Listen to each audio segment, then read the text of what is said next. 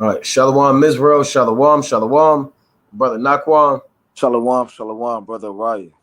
Coming back at you with another Monday Night Fire, giving, of course, all honor and all glory to Yahweh, by Shema Mashiach, Malak Yahawashi, double honor to the elect elders of the house of David, that's been in this truth for decades and decades, patiently waiting for the second coming of Yahawashi. Our hearty Shalom to you, mighty men of the Most High who go out on the highways and byways, pushing this truth, magnifying the ministry, and presenting your body as a living sacrifice. Shalom, shalom. Shalom to all of the men that may not be out there on the highways and byways as of yet, but they're working on it. They're getting built up in the spirit. They're praying, they're fasting, they're studying, they're being diligent and abounding in the work of the Lord. Shalom, shalom. Shalom to all of the Akwath out there, the sincere sisters out there holding it down in the households, reverencing their husbands, being submissive, being diligent, and moving in the spirit of our righteous foremother. Shalom, shalom. Shalom to everybody tuning in live. Kwam Yashala, it's another Monday Night Fire. All praise to Yahweh by Shema Mashiach Malak Yahawashi. You got it, King. Khan. All praise to the Most High God. And leading up to the Passover, everybody got to be on fire, man, and zealous and repenting and making sure they're making their body living sacrifice, right? Purging away all that iniquity, all of those sins, all unrighteousness, reading, praying, and fasting, and actually understanding what the Passover is all about, what different sacrifices is all about, man. You can't just come into this thing and have no idea what's going on, man. You have to definitely go through the precepts, take your time, and evaluate not only the spiritual aspect of it, what happened on a physical notion, you understand, with our forefathers, and what the Lord went through, man. I mean, the time he died, what he went through, right? All the different accounts, linking them all up. This is very important because the more you know, the more angry you will be, the more serious you'll take it. The less you know, the more you're going to treat this thing as just as another feast day, or it's just something to do, or I'm just commanded to do it, man. This is very serious. So Lord willing, through the Spirit, may or may not do a part two, willing on how much we cover, but we're going, as much as we can, go through different sacrifices and the whole embodiment of Yahawashi. We're going to begin the lesson by letting you know again, it's April 4th, so-called, right? Passover is April 14th at sundown. So you have about 10 days away from Passover. Just like yesterday, it seemed like we were saying 2 months until Passover. Now it's 10 days. It's right around the corner. So if you have any questions pertaining to the Passover, bring it out now. You want to make sure you're keeping this in its proper ordinance, according to the statutes thereof, right? You don't want to make any error. You don't want to lean. Let me get this precept real quick. You don't want to lean on your own understanding. You don't want to sit there and ignore the statutes and the commandments that the Most High gave you, right? This is Sirach chapter 32 and verse 21 or 19. I'm going to start at 19. Do nothing without advice, and what thou hast once done, repent not. Go not in a way wherein thou mayest fall, and stumble not among the stones, right? Be not confident in a plain way. You don't want to be confident in a plain way, just kicking the door down and say, I'm ready for Passover, right? And you don't know what's going on. Your confidence is going to be your destruction. You want to make sure you have no doubt in your mind. You're not double-minded when it comes to figuring out what has leaven in it, what doesn't have leaven in it, how to cook the lamb, how don't you cook the lamb, what bitter herbs you need, what to avoid. You don't want to be confident in a plain way, because you might move in that spirit of confidence, and that spirit of confidence to turn into pride, and that pride of going to folly and destruction. You got a lot of brother, I got this. And brother, you got damn leaven all in your damn house, man. You have an entire damn case of so-and-so cookies with leaven in it. And all you're doing is looking for the word leaven. Right? You're not looking for yeast. You're just looking for leaven. But brother, surely you're going to fall, man. You have to make sure you have the complete understanding. Now, here's the brother's question. Uriah, Judah, Israel, why do brothers say we don't need to keep Passover? And quote Isaiah 1:14 and Jeremiah chapter 7:23. All right, let's deal with it. Well, you do have to keep Passover, right? Let's just make that abundantly clear. Yahawashi kept the Passover. The apostles kept the Passover. Right? Let's go to it. Let me pull it up. Con. This Isaiah 1:14. Your new moons and your appointed feast, my soul hateth. They are a trouble unto me. I am weary to bear them. That doesn't mean don't keep the Passover in these last days. This is speaking about the fact that our forefathers wearied the Most High when it came to sacrifices. They were not sincere when it came to doing the sacrifices. They chose sacrifice rather than obedience to the law. See, it's one thing to have sacrifices, to perform the animal sacrifice, to perform the burnt offering, the sin offering, the meat offering, the grain offering, the peace offering, the free will offering. It's one thing to do that. And it's another thing to do it and keep going off, man. Right. Here you are doing 1,000 burnt offerings, but you're still going to hell off. So it's like, well, what is the point of doing it, man? Right? I'm gonna jump up real quick. I'm gonna jump to 10. This Isaiah 1:10. Hear the word of Yahweh, Bashmi Abushai. Yea, rulers of Sodom, give ear unto the law of our God, yea, people of Gomorrah. So the Lord called us wicked, man. He called our leaders damn Sodomites, man, and Gomorrahites. It reads, to what purpose is the multitude of your sacrifices unto me, said the Lord? I am full of the burnt offerings of rams and the fat of fed beasts. Because Jake think they can go commit adultery, break the Sabbath day, sleep with a woman on her flower, deal with their own daughter, commit all types of sin, and just go, all right, well, I did that. Here you go, Lord. I know you like this offering. That's not the purpose of the offering. All right, well, let me go do this wickedness, bring the Lord an offering. As if the Lord, that offering just appeases the wrath of the Most High. The Lord would rather have you keep the commandments, be obedient, and not even do the offering. The offerings are established for a man to make reconciliation back to the Most High. I give you one more example. It's like you drive, man, and they got these speeding cameras, right? If you drive, and let's say you drive and they got the school zone and you're doing 70 miles per hour in that zone or a school zone. Now they have those cameras set up to catch you for your speeding. That doesn't mean you always speed and you like, well, I'll pay the fine. Here's the fine. I always pay my fine. I always pay my $200 fine. Always pay my $500 fine. Always pay my $1,000 fine. No, brother, stop speeding, man. The cameras aren't set up for you to pay a fine. You think these people are happy when you walk up there and say, here's my court fee, here's my fine. Here, they would rather have you not speed at all. Obedience is better than sacrifice. The Most High would rather have you keep the law, statutes, commandments instead of doing all of these offerings, man. Because the offerings are only established when you go off. So I'm gonna read 3 more, King. I know you got some precepts. It reads, I am full of the burnt offerings of rams and the fat of fed beasts. I delight not in the blood of bullocks or of lambs or of he-goats. Yeah, like your whoever these guys are, the comptroller of the city or whatever, whoever collect these speeding fees, they don't get their rocks off on the speeding fees, man. They would rather have you not hit an innocent child. They would rather have you not hit a pedestrian. They would rather have you be more circumspect on the road. They would rather have you not take an innocent life. They would rather have you not text and drive, man, or be on a phone and drive. That's more acceptable than paying that $500 fine on time all the time. That's how it is with these sacrifices, if you can understand.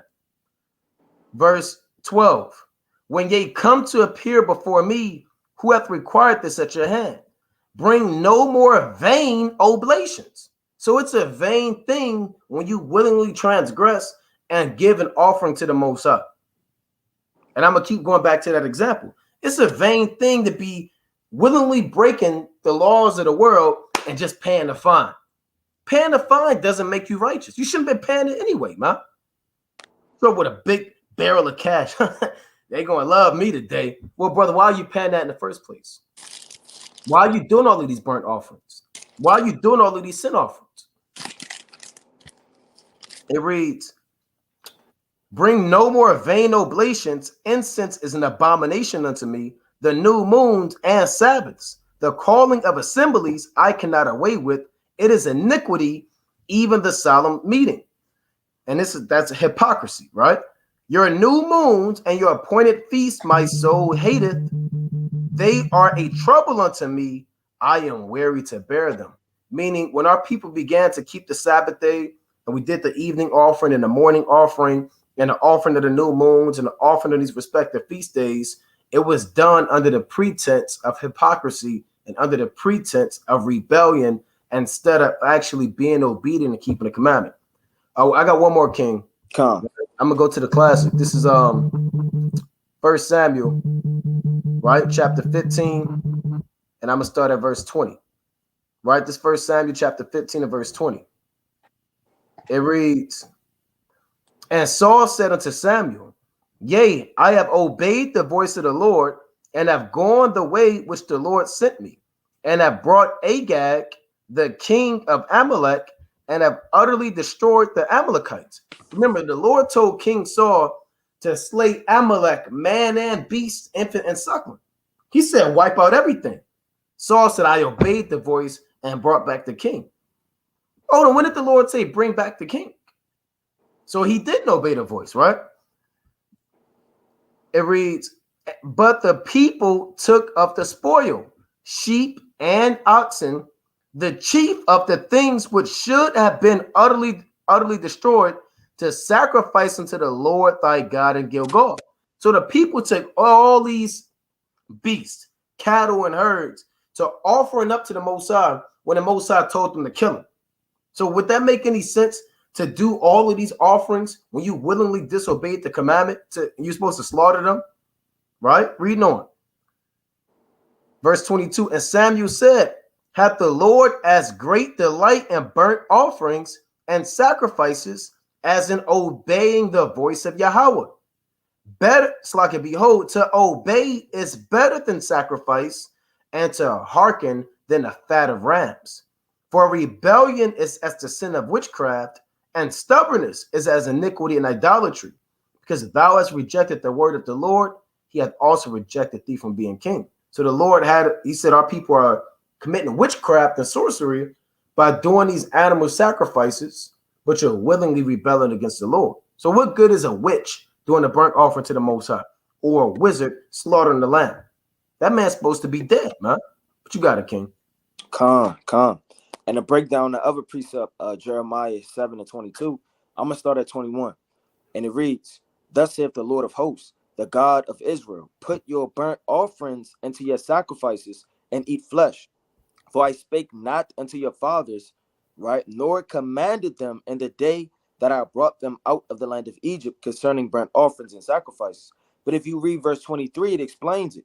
But this thing commanded I them, saying, obey my voice, and I will be your God, and ye shall be my people, and walk in all the ways that I have commanded you, and it may be well unto you. So the Lord requires what?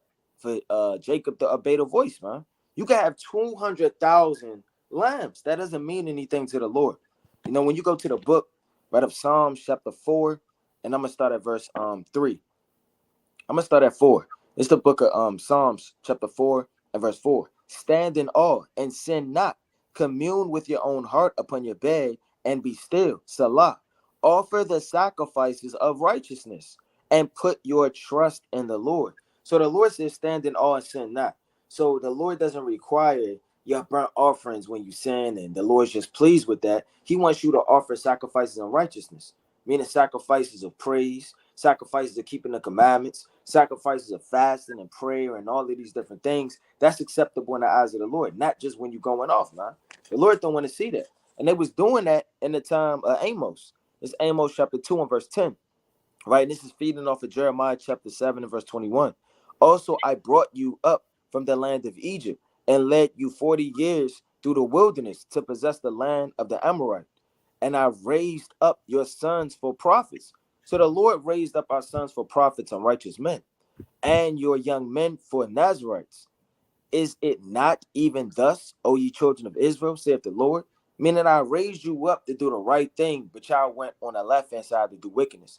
But ye gave the Nazarites wine to drink and commanded the prophets, saying, prophesy not.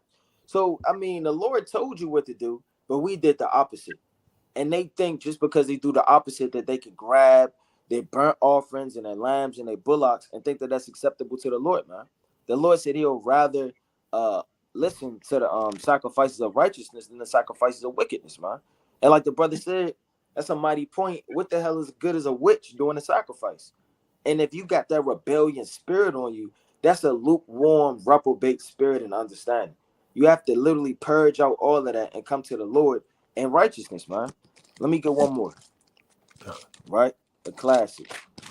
Let me go to the book of Psalms, chapter 141 and verse 2. Let my prayer be set forth before thee as incense, and the lifting up of my hands as the even sacrifice. So the Lord requires that prayer and that contrite heart and that humble spirit, not that man that just did God knows what in the dark. It has a lamb in his trunk, man. That's not pleasing unto the Lord. So you have to take care of things in righteousness from the ordinances that the Lord ordained them to be from the foundation. And adding to that, the only reason that animal sacrifices have been established is because of disobedience. That's why. So, do you think the Most High gave Adam animal sacrifice off the jump? No, he didn't give him animal sacrifice because the Most High expected, on a carnal level, he expected Adam to be righteous and keep the commandments. And I'm gonna use the example again. They don't set up speeding cameras for in a society when people obey order. When there's no hit and runs, when there's no vehicular manslaughter, when there's no damn car accidents, there's no need to set up speeding cameras. I mean, why would you, man? There's no need to set up them damn hidden ones. They look like a damn cable box and it's blended in. They got some they attached to the lamppost. I got one the other day, man. They zoomed in. It was 10 miles away. They zoomed in on the damn license plate and sit there and said, "What the hell is this, man?" They don't set that up for people who follow order. They set that up because people go off. It doesn't mean, again, that you go off and you pay the fine for going off. It just means, hey, look, these things are set up because you're off, man. You drivers don't know how to operate. So these sacrifices are set up because man is wicked. They're not set up as something that's you can't give the Most High anything. Let me get that in the Psalms, man. I was gonna go to Genesis, right? Let me get this in Psalms. Rocky, I was gonna go to Genesis, the 3rd chapter, right, and bring that out, but I'll get that after this real quick. This is the book of Psalms. I want chapter. Oh boy, bear with me. Let me find this precept. Salakia.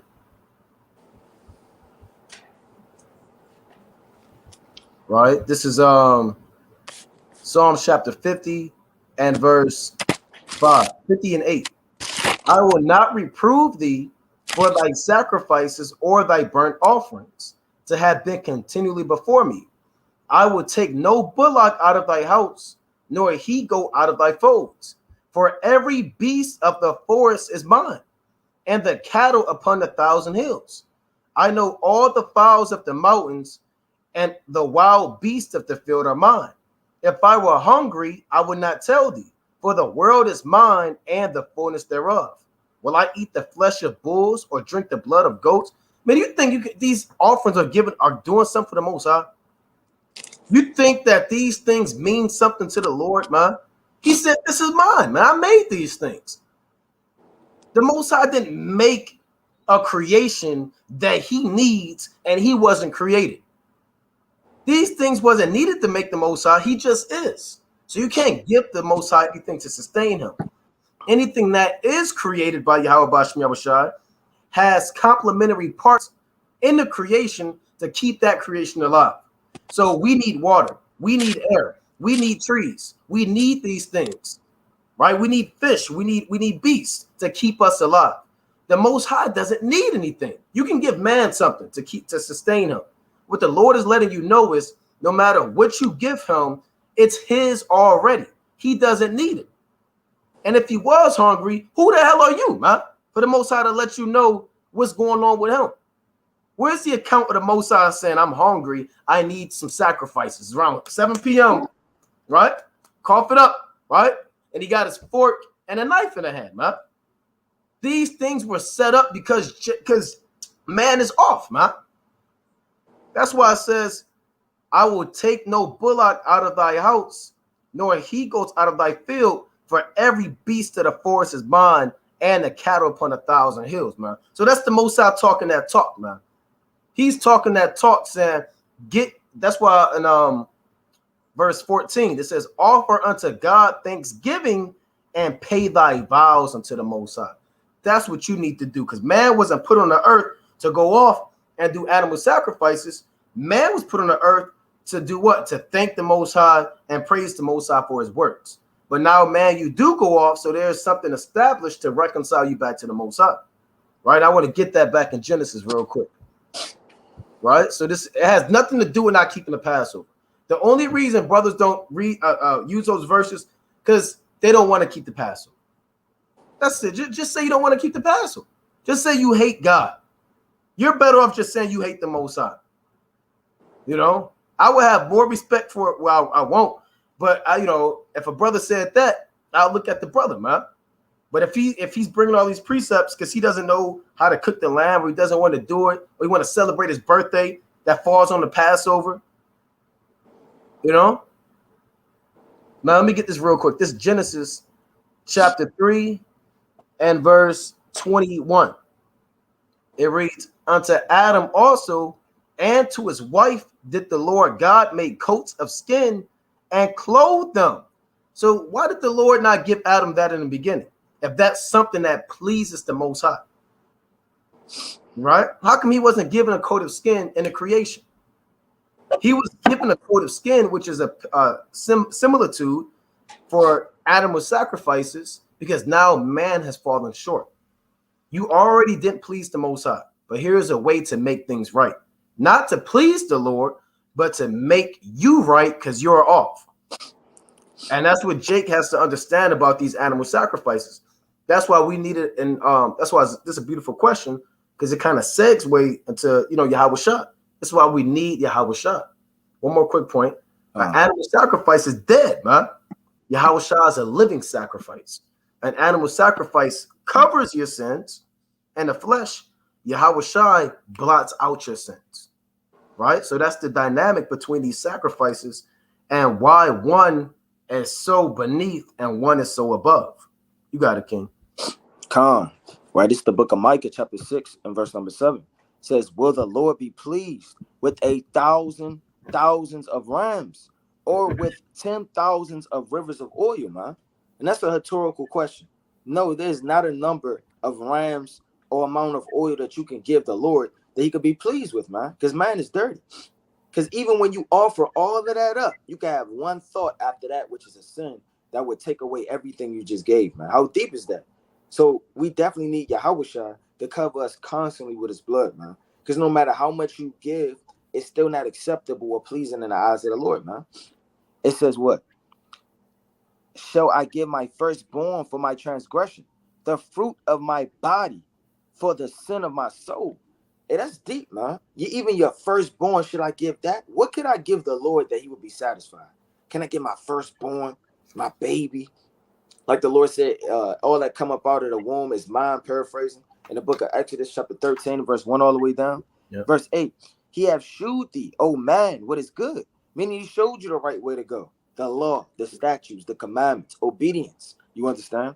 It says, and what do the Lord require of thee? But to do justly. So the Lord doesn't require the burnt offering. It just told you. I mean, what does the Lord require of you? It's not a requirement to do those things. If we fell short, that's why these things were implemented. He have shewed thee, O man, what is good. And what doeth the Lord require of thee, but to do justly, and to love mercy, and to walk humbly with thy God. The Lord's voice crieth unto the city, and the man of wisdom shall see thy name, and hear ye the rod, and whom hath appointed it. So the Lord said, plant upon tables that listen to mercy, to walk humbly and to keep the commandments is the only thing that the Lord requires, not the blood of rams and bullocks and thousands of rivers of oils. These things can't complement the Most High, man. Those were only implemented with sin, man. So brothers coming into this thing having a different understanding, you got to understand those people trying to sift you out, man. Don't listen to nobody saying don't keep the Passover. They're going the hell off, man. The Lord told you that in Exodus chapter 12, verse 14, right? It's the book of Exodus chapter 12 and verse number 14. And it reads, "And this day shall be unto you for a memorial, and ye shall keep it a feast to the Lord throughout your generations. Ye shall keep it a feast by an ordinance forever." That's plain. The Lord told you forever you got to keep the Passover. And Yahawashi kept the Passover, man. 3 accounted times him keeping the Passover are in the scriptures, man. Him keeping the Passover. And what greater example do we have? Like it says in 1 John chapter 2 and verse 6, but to walk in every example and way and footstep that Yahawashi set for us. Khan. So you definitely got to keep the Passover. Yahawashi said, as often as you eat and drink of this cup, this do remember to me, paraphrasing. So you eat the Passover to remember in remembrance of Yahawashi. Right? So you definitely must keep the Passover. So all right, you got something else, so now you want to move on? We can move on. All right, that's a good question. All right, from Egypt to Israel. Several camps this year are slaughtering a whole lamb for the Passover. What does WFI stand on the lamb? Are lamb chops sufficient? Well, we're going to be slaughtering whole lambs as well, right? We're going to have we're going to be slaughtering entire lambs as well. Now that's the law, right? Let's go to the book of Exodus, right? And it's a good thing that brothers do that, right? You know, we didn't have Publix and Giant and Safeway and Kroger, whatever grocery store you have in your area. In the ancient world, you can just go and buy they had the saran wrap wrapped around the styrofoam with 5 lamb chops in, man, or lamb shanks.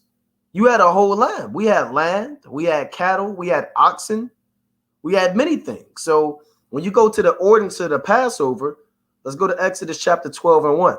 It reads, "And the Lord spake unto Moses and Aaron in the land of Egypt, saying, This month shall be unto you the beginning of months. It shall be the first month of the year to you. Speak yea unto all the congregation of Israel, saying, And the 10th day of this month they shall take to them every man a lamb, according to the house of their fathers, a lamb for an house." It didn't say lamb chops or a lamb shoulder, right? Or just get you just want the little what's that? The damn lamb, the lamb steak, man. Right. Lamb bacon. You're looking for lamb bacon because you don't want to roast the whole lamb. Yeah, that's off. Or you just looking for Jake. A lot of Jake, you just want to do the bare minimum. Right, want a piece. Yeah, you want to go to Fridays and Ruby Tuesdays on bottomless when they have bottomless fries and order a lamb, huh? Get the little lamb and get it to go box. And so you can freak off on Passover, man. You know, and you order a salad, and that's how you do. That's as far as you go for the Most High. Let me get this real quick in Ecclesiastes 9. Right? Now we know our people, we all can't, you know, buying a whole lamb isn't cheap. Right? We in these curses. So it's not an easy thing to buy a whole lamb. So you do what you can. Right? You do what you can. Right? We're not knocking that. You know, every brother, there's been plenty of times where you got to kind of get the lamb chops and get the lamb stick. You do what you can. But if you have the means and the ability and the willpower to do so, then you make a way to see if you can get a whole lamb. Right? This is Ecclesiastes 9 and 10. "Whatsoever thy hand findeth to do, do it with thy might.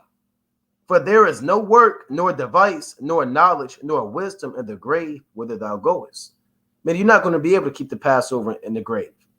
When Jacob's trouble comes, there's no, "Oh boy, man, I really should have had a whole lamb." No, it ain't no, you're going to be on the go, man. You should have got it right now. The Lord said, "Remember now thy creator and the days of thy youth," man. In Ecclesiastes 12 and 1 on down. "Before the evil days draw nigh, when thou shalt say, I have no pleasure in them."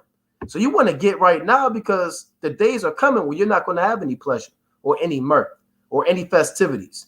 Get that whole lamb, man. If you got the bread to do it, man.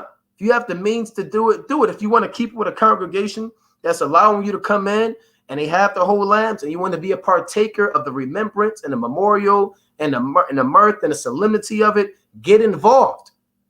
Don't eat the Friday's lamb in your bathtub, man, with the lights off and the candle lit, man. Tomorrow, this is the best Passover ever. And you buy 4 balloons. You know? That's weird, man. The Lord isn't dealing with the brother eating the lamb in his bathtub with the sink faucet running for God knows what. A lamb, a wine cooler. He didn't even get the whole wine, got the wine cooler, like Mike's Hard Lemonade, or what the Eve might be drinking, a small little wine shot that you can get from the little gas station. The little Shutter Homes. Yeah, the little come in a little 6-pack case. At a little Sutter Homes, man. Drinking in your bathtub. Just taking it to the head. That's off. You got to get into this thing, man. All right, let me finish this real quick in Exodus. Right? Like I said, we know we're not able to do it. Everybody doesn't have the means to do so. But if you do have the means to do so, there's a congregation that's like-minded with you, and they're keeping the Passover according to the ordinances thereof. Reach out, see if you're able to keep the Passover with them, and go as hard as you can for the Most High. Right? Get the biggest lamb that you can find. Let me jump down. Ecclesiastes chapter 12. Slakia. Exodus chapter 12 and verse 9. Eat not of it raw, nor sodden at all with water, but roast with fire his head with his legs and with the pertinence thereof. So we would roast the entire lamb. They would slaughter the entire lamb, drain the blood out. You understand? Make sure it wasn't strangled. Make sure there was no blood. And they would roast the entire lamb with the whole deal. So that's a beautiful thing to do that, man. You got it, King. Nah, that was it on that. Con.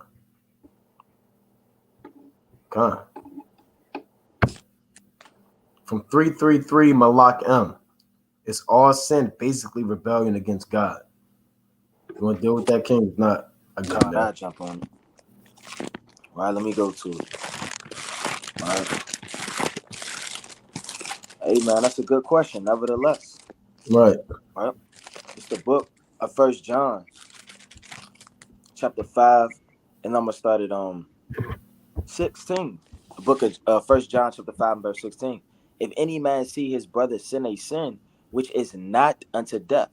Right? So you have sins, but you have level of sin. All sin, you don't get specifically according to the law, be stoned or, put to death for. But essentially, something like smoking cigarettes, if you remain in that sin until the time of Yahawashi and don't repent for it, you would still get put to death. If you understand. It says, if any man see his brother sin a sin, which is not unto death, right? He shall ask, and he shall give him life for them that sin not unto death. There is a sin unto death, right? Adultery is a sin unto death, according to the law. There's certain sins that are sins unto death. But if you get mad and you're angry and you plucked out your beard or you just marred it out of nowhere, no one's going to take you and put you on a tree, man. So there's certain things that are sins, right, that are sins unto death immediately. And there's certain things, like you read about Deuteronomy 25. You would get beat with stripes for certain things that were unlawful. Let me get this real fast, and I'm going to jump right back to 1 John chapter 5, right? It's the book of Deuteronomy. And those lashes wasn't light lashes either, man. They was whooping you. They was beating you. Yep. And our forefathers, they were damn 6'6", man. They're taller. Strong as hell. And they wasn't couch potatoes. They didn't have Martin to watch in the ancient world. And all of these different things to relax and Cheeto chips. They were outside in the sun, lifting boulders, doing the work. You understand? Traveling, taking apart and building tents, right? Grabbing up whole lambs and carrying them, man. This is the book of Deuteronomy, chapter 25, and verse number 1. If there be a controversy between men, and they come unto judgment, that the judges may judge them, and they shall justify the righteous and condemn the wicked. What's it mean when you wicked? That mean you going off. You committed a sin. And it shall be, if the wicked man be worthy to be beaten, that the judges shall cause him, right, to lie down. It didn't say, now, you know, when you was a kid, you kind of get beat, you kind of run around, you kind of try to avoid it, kind of put your back this way, you stuff magazines down in your shorts. No, they made you lay down in the ancient world, man, to take the beat. It said lie down and to be beaten before his face, according to his fault by a certain number. 40 stripes he may give him and not exceed, lest if he should exceed and beat him above these with many stripes, then thy brother should seem vile unto thee. So check that out. So according to the ancient world, when people went off, the judges had to judge matters, and certain things that were condemned unto those men, they had to do what? They had to get beat. When you go to the book of Ezra, right? Let me get this real fast. Salaki, bear with me. The book of Ezra, chapter 9, and verse 26. It says, and whosoever would not do the law of thy God and the law of the king, let judgment be executed speedily. So if you don't do the law, that means you in sin. If you're not keeping the law, it says speedily upon them, whether it be unto death, that's one way, or to banishment. And they could kick you out the congregation, man. Or, right, to confiscation, Salakia, of good confiscation of goods, or to imprisonment. So they could lock you up. They could put you throughout the camp, like lepers, right? They would have to put them out the camp. So certain things and different laws and decrees will bring forth for certain occasions. And all sin is wickedness, you understand? But there's different ordinances within these sins. Going back to 1 John chapter 5 and verse 16. If any man see his brother sin a sin, which is not unto death, if he acts, so like he shall act, and he shall give him life for them that sin not unto death. There is a sin not unto death. I do not say that he should pray for it. All unrighteousness is sin. That's the point of the matter. All unrighteousness is sin. You can't say something is a very small matter. You got people in Israel that literally don't feel like it's that bad when they ate some chips unknowingly and then they found out it had pork in it. Oh, it's not that serious. No, man, you better repent for that, man. Something that's small in a man's eyes could be great and heavy in the eyes of the Lord, man. All unrighteousness is sin, and there is a sin not unto death. So all unrighteousness is sin. You understand? So all sin is rebellion against the Lord. Now you have unknowing sin that you commit. That's why we repent. But if you know it is sin, yes, all unrighteousness is sin. I want to get one more. James chapter 4, right? Verse 17. It's James chapter 4 and verse 17. Therefore, to him that knoweth to do good and doeth it not, to him it is sin. Right? That goes back to 1 Corinthians, the 8th chapter, dealing with those idols. You can't condemn a weak man in his conscience that doesn't know any better before the knowledge of Yahawashi. And through that weak man, you understand, Yahawashi died for him. So you have certain people, they fall short, they're in sin, but that doesn't mean that they're willingly rebelling against the Lord, if you have ears to hear. Once we have that knowledge of sin and committing those iniquities and transgressions, that's the greater condemnation. And I want to get this precept in Second Ezra, the 4th chapter. Right? This Second Ezra chapter 4 and verse 30. It reads, for the grain of evil seed hath been sown in the heart of Adam from the beginning. And how much ungodliness hath it brought up unto this time? And how much shall it yet bring forth until the time of threshing come? Ponder now thyself how great fruit of wickedness the grain of evil seed hath brought forth. Meaning what? The Most High programmed man to sin. The only reason man, on a deeper level, man sin is so the Most High's name can be magnified, right? When it's all said and done. So we sin for us as a nation of people to understand that we have to hope in the Most High for deliverance out of this sin. So all sin is rebellion against God. Arai made excellent points. There's different, that's why you have judgments in the Bible. You have laws, statutes, commandments. You even read about judgments. Judgments are penalties for transgression of the law. Even in this man's society, you have different degrees of murder. You have first-degree murder, second-degree murder, third-degree murder. You have manslaughter. Do they all receive the same sentence? No. Manslaughter is different than premeditated murder, right? If you have premeditated murder, you're looking at 25 to life, depending on where you at. If it's vehicular manslaughter unknowingly, you might be doing 10 years. So these are different judgments that come with the transgression of the law.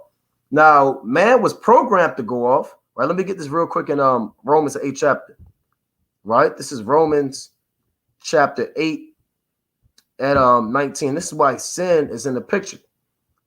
Romans 8 and 19. For the earnest expectation of the creature waited for the manifestation of the sons of God. And we're the creature, right? A creature has been put on the earth by a creator. So we're the creature and the Most High is the creator. And our earnest expectation is not to be a millionaire. Our earnest expectation is not to be on a Forbes 500. Our earnest expectation is to be delivered by Yahawashi, right? The manifestation of the sons of God. It reads, for the creature was made subject to vanity, not willingly, but by reason of him who had subjected the same in hope. What does it mean the creature was made subject to vanity? If your wife is in subjection to you, you rule over her. If the children are in subjection to you, you rule over them, right? When something is in your subjection, it has complete control over you. We as man, or really the Israelites, we were made subject to vanity, meaning vanity rules over us, meaning no matter how hard we try to serve the Most High, we always go off. We always fall short. You might think a wicked thought. You might say idle words. You might forget the commandment. You might do A, B, and C. Who made it that way? The Most High. He made us subject to vanity. So you can understand that there is no way out but the Most High. The Most High locked you in this box and said, I'm the way out. You're going through these curses because of your sins. You're going through this hell just so man, because what man would do is man would try to give credit. See, man is so wicked. Man would give authority and credit to the works and the inventions of their own heart. Mother Nature, the universe, karma, superstitions, all of this vanity, man. You would give credit and credence and authority to all of these so-called inventions of your own heart. You got it. I was just about to say, Grandma was watching over me on that one. Yeah, Grandma was watching over me, right? Oh man, I didn't step on a crack or I threw the salt. So the Lord said, in order to get rid of that, the Most High said he wants you to understand that he's the one that put sin in you and made you go off so you can be trained to understand who rules over you, who calls the shots, who you must submit to. Because if the Most High never made us subject to vanity, God knows what we'll be doing, man. It would be no discipline, it would be no order, no faith in the Most High. It would be nothing, man. So the Lord made us subject to vanity. It says not willingly, meaning we didn't have a choice in this.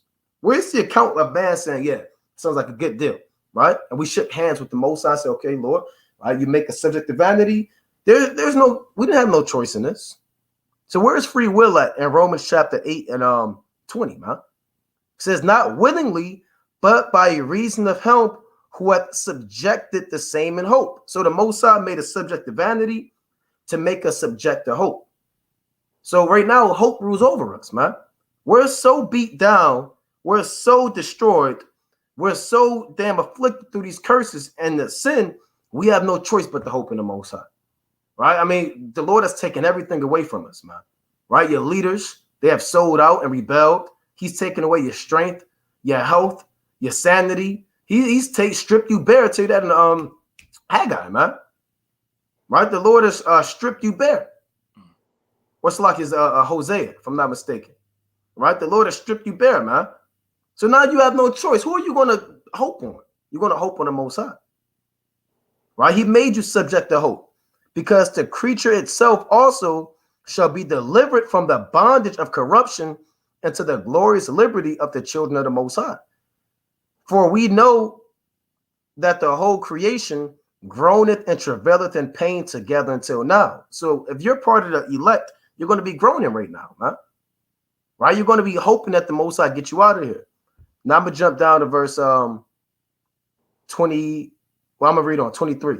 And not only they, but ourselves also, which have the first fruits of the Spirit, even we ourselves groan within ourselves, waiting for the adoption, to wit, the redemption of our body. Right? Meaning we want these spiritual bodies. We want to be delivered from sin. For we are saved by hope, but hope that is seen is not hope. For what a man seeth, why doth he yet hope for? So the Lord put you in subjection when you get the understanding of, Yahawashi, so you can have hope in the Most High, that you can know that there's only one true and living God, that his name may finally be magnified, and you cannot give credit and credence to Mother Nature and your grandma watching over you and the universe and whatever invention is in your mind. The days are coming where man is going to have no other option and choice but to magnify Yahawashi. These other nations, Israel, it's all circling around the Most High's name being magnified. Because who really talks about the Most High, man? How often do people mention Yahawashi? I haven't heard it since I came in the truth. And you got brothers in the truth who refuse still to even magnify the name of the Lord, man. So when it's all said and done, everybody on the earth is going to know that name, man. But you got it, King. Calm. And this is a precept linking directly up to what you just brought out. This Job chapter 34 and verse 31. It says, surely it is meet to be said unto God, I have borne chastisement. I would not offend anymore. That which I see not, teach thou me. Because we don't see when we go off. We don't know anything, man. We're subject to these things. We have to be taught and learn, because we didn't know that cigarettes was a sin. We were subject to that lifestyle and that understanding growing up in the damn hoods, man, in the ghettos, watching TV, watching commercials, movies, media, getting on social media. It says, that which I see not, teach thou me. If I have done iniquity, I will do no more. That's why we're subject unto the hope and the Lord, to get the understanding, to even know what the hell is going on, man. That's like getting spent around and pushed in a dark room. We don't know the way until we see the light, man. Verse 33, should it be according to thy mind? He will recompense it, whether thou refuse or whether thou choose. Meaning, hey, the Lord going to get up with you and make you do whatever.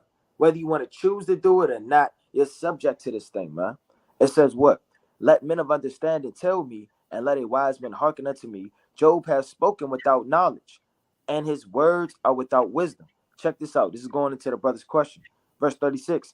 My desire is that Job may be tried. That's the reason Job got tried.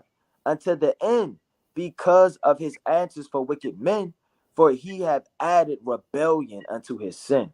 Now, there's no account of Job eating pork. There's no account of Job murdering anybody and killing anybody, man, being unjust. There's no account of Job doing these damn things, and the Lord would get you put to death. But the Lord said, for he hath added rebellion unto his sin. So rebellion is as the sin of witchcraft, like you read about in 1 Samuel. So all sin is basically rebellion, because you're rebelling against the Lord. He have clapped his hands among us and multiplied his words against God. So even speaking proud things is known as rebellion. So that's known as a sin. And that's another cut for people that say, if it's not in the first 5 books, then it's not a law, and you can't be put to death for it. Well, all throughout the Bible, you have different accounts through all of the prophets, you understand, are the same things that men speak against, that have no understanding in. And I have one more point on magnifying the name of the Lord to add to that. Right, this is Sirach chapter 17 and 1. The Lord created man of the earth and turned him into it again. He gave them few days and a short time, and power also over the things therein. He endued them with strength by themselves, and made them according to his image, and put the fear of man upon all flesh, and gave him dominion over beasts and fowls. They received the use of the 5 operations of the Lord, right? And that's sight, smell, hearing, touch, taste, right? Those are the 5 operations of the Lord. That's what the so-called white man call you 5 senses. But we actually have 7 senses. See, man, the so-called white man, such on a low level, he says you have 5. Well, the Lord said we have 7, right? It reads, and in the 6th place, he imparted them understanding. See, we have the sixth sense.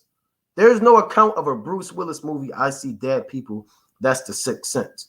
No, your true sixth sense is having understanding. And the so-called white man, he doesn't have it. That's why he says he only has 5.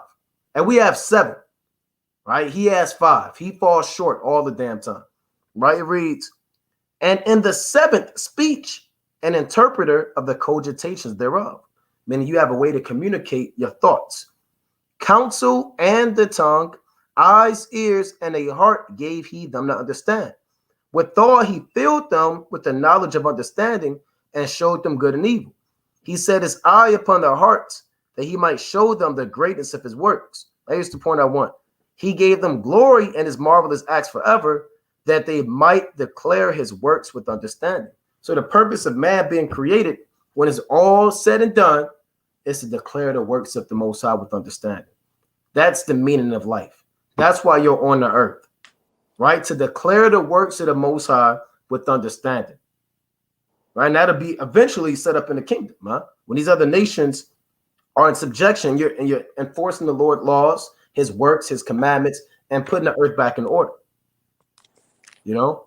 And there'll be no more sin amongst the Israelites in the kingdom. We're not going to sin in the kingdom.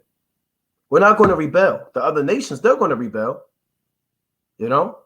And these judgments, like getting beat, being burnt with fire, they're going to have to deal with those things, man. You know? So, daughter from Gad, how do we cut vegans' doctrines that say we don't have to eat lamb? Yeah, that's one of the worst ones, man. Right? There's no account of the Most High saying, well, okay, vegans, right? Speaking to the children of Israel, right? And speaking to the vegans and saying to the vegans of Israel, surely it will behoove thee to abstain from meat on my holy day. And so shalt thou all vegans magnify the name of the Lord, right? From the rising of the sun to the going down thereof, the vegan shall be great among the earth. Where is it at in the Bible, man? Where the Lord just sets apart the vegans. That's madness, man. That's white man folly, man. There is no such thing as veganism even in the creation, man. You know? Let me get this precept. All right, let's get straight into it, man. Right? This is the book, Slakia, 1 Timothy, the 4th chapter. Damn, vegans, right? 1 Timothy 4:1. Now, if you're a vegan and you're not eating the lamb, you're going off, man. First of all, being a vegan is off. It's just off, man. Because when did the Most High, when did our forefathers, when were they vegans? When was Adam a vegan? Right? Or Abraham? Or Isaac and Jacob? That means you don't eat any, you just eat nuts and damn berries, like a hunter-gatherer, you know, like a bushman. And the Lord gave us oxen, he gave us land, he gave us lambs, you know, he gave us all types of things, man. Right? This 1 Timothy 4:1. Now the Spirit speaketh, you can't have a plant, they got all these plant-based foods now. You got plant-based burgers, plant fried chicken, right? They got plant deep dish, plant steak. I see plant-based everything, man. All right. You know, plant-based damn eggs. How do you have plant-based eggs, man? People are growing eggs out of the ground, freaking off, man, with the earth. 1 Timothy 4:1. Now the Spirit speaketh expressly that in the latter times some shall depart from the faith, giving heed to seducing spirits and doctrines of devils. And that's a doctrine of a devil. The Lord said people are going to have these demons. See, a seducing spirit is a demon, right? It's just a demon sent from the Most High to work on the minds of men to get them to fall. There's a demon on the earth whispering folly into your mind and making you see things in the Bible that aren't there. It reads, here's the doctrines: forbidding to marry and commanding to abstain from meats, which the Most High have created to be received. So the Lord created meat to be received, not shunned away, but to be received. with thanksgiving of them which believe and know the truth. Now, some people, they may be vegans, or I don't eat meat because it hurts the animals, right? Or I don't eat meat because I just can't eat a cow. It was an animal. Hey, guess what? Hey, that cow was made for you to be eaten, man. To be eaten. That's what they're for, man. We have to stop being so emotional, man. Right. And being like the white man. Right? What do you think Job did with the 10,000 oxen? Did he just sit there and take pictures with them, man? And lay up on them? What are they for? Right, let me get this quick precept real quick, King Salakia. This Proverbs, I'm going to pass it. This Proverbs chapter 27 and 23. Be thou diligent to know the state of thy flocks, and look well to thy herds. For riches are not forever, and doth the crown endure to every generation. The hay appeareth, and the tender grass showeth itself, and the herbs and the mountains are gathered. It's like the herbs of the mountains are gathered. The lambs are for thy clothing, and the goats are the price of thy field. So they would shear lambs, kill lambs, eat goats. This is what they're for. The Lord said the lambs are for thy clothing. They're not sitting. You just, hey, you got to get down, man. People put lamb on. You got creeps walk around with buckets of blood and throwing damn blood on you, man. Because you got a lamb fleece on, and you got weirdos, I believe that's PETA. They protect the animals or whatever, and they take buckets of blood and they're throwing it on people with lamb on. But the Lord said lamb is for your clothing. So what the hell are they doing, man? And the goats are the price of thy field, and thou shalt have goats' milk enough for thy field. Food. For the food of thy household and for the maintenance for thy maiden. So that's to maintain your household. Goats, lambs, oxen. You got it, King. Con. Let me bring this out with Nehemiah. This Nehemiah chapter 5, right? In verse number 17. It says, moreover, there were at my table 150 of the Jews and rulers, beside those that came unto us from among the heathen that are around about us, right? That are about us. And now that which was prepared for me daily. So this is Nehemiah, man. He got a whole table of the Jews and the rulers. You understand? And everything set before him. Let's see what's at Nehemiah's table. Is it a bunch of damn broccoli, man? Asparagus? Let's see what's at the righteous table, man. It says, now that which was prepared for me daily was 1 ox and 6 choice sheep, also fowls. So you ask yourself, what can I eat in the Bible? What's clean, what's unclean? The Lord gave you an example in the scriptures. You got ox. It says 6 choice sheep, right? Also fowls were prepared for me, and 1 and 10 days store of all sorts of wines. Yet for all this required not I the bread of the governor, because of the bondage was heavy upon this people. It's the point.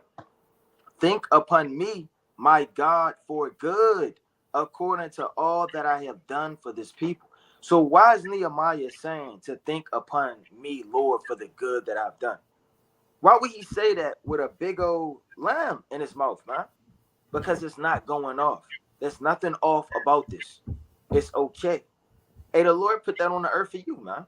I haven't tasted any better meat than lamb, man. I love the lamb. That's right. Let me get this in the book of Matthew. Right? It's the book of Matthew, chapter 26 and 26. And it reads, and as they were eating, Yahawashi took bread and blessed it and broke it and gave it to the disciples and said, take, eat, this is my body. So Yahawashi is known as the lamb. What are they eating? The lamb. Take and eat, this is my body. Yahawashi never sinned. He never did anything that was off or questionable. Why is he telling the men of the Lord to eat meat, man? You have to ask yourself this. It said, and this is written for our learning sake, for an ordinance and a law and a high holy day, and to cut different doctrines. Everything is double to that which is. It says, and he took the cup and gave thanks and gave it to them, saying, drink ye all of it. But this is the blood of the New Testament, which is shed for many of the remission of sins.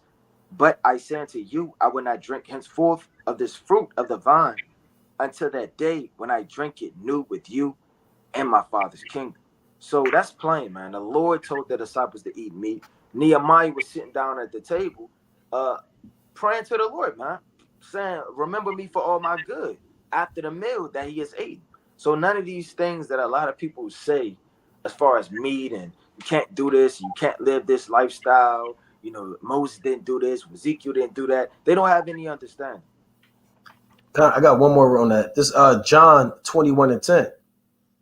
Right? John 21:10. Yahawashi saith unto them, bring up the fish which ye have now caught. So why is Yahawashi saying bring fish over? Is he going to build a tank and get fish food and damn sea monkeys? And then what these called, those little monkeys, them damn sea monkeys, man? Is that what he's going to do? And put the little filter and hook it up? Right. What is Yahawashi going to do with these fish, man? He's going to eat them. Right? It's going to tell you that. Simon Peter went up and drew the net to the land of great fishes. So if being a vegan, what Peter would have said, Yahawashi should have said, hold on. What are you doing? What are you doing all of these fishes? Throw them back in the water. Right? And save the fishes. How do you save the fishes? By eating them. That's how you save them. By saving them for a hungry day. You know? And there's nothing better than we used to do that when we were younger, man. Up in Michigan, we'll go up and we'll drive from Detroit to like Saginaw, to the it was Saginaw, by the Saginaw River, and we'll catch fish, man. We'll catch sheephead, we'll catch bass, you know, and we'll wake up around like 4 a.m. We'll go fishing and come back because it was like a 2-hour drive or so. We'll come back around like 4 p.m. and we'll scale the fish that same day. And my grandfather, he'll cook it that same night and we'll eat it for dinner, man. There's nothing better than fresh fish that you have caught, man. You don't have to, well, what about it? You catch the fish, scale it, eat it, and cook it, man, like the ancient world. That's why Yahawashi said, hey, bring the fish, man. You know, even the old rapper, man, he said, fish is my favorite dish, man. So what Jake doesn't like some fried fish? That fish fry spirit, man. Right? So Yahawashi said, bring up the fish which ye have now caught. Simon Peter went up and drew the net to the land full of great fishes, and 153. So they about to get down, man. 153. God. And for all there were so many, yet was the net, yet was not the net broken.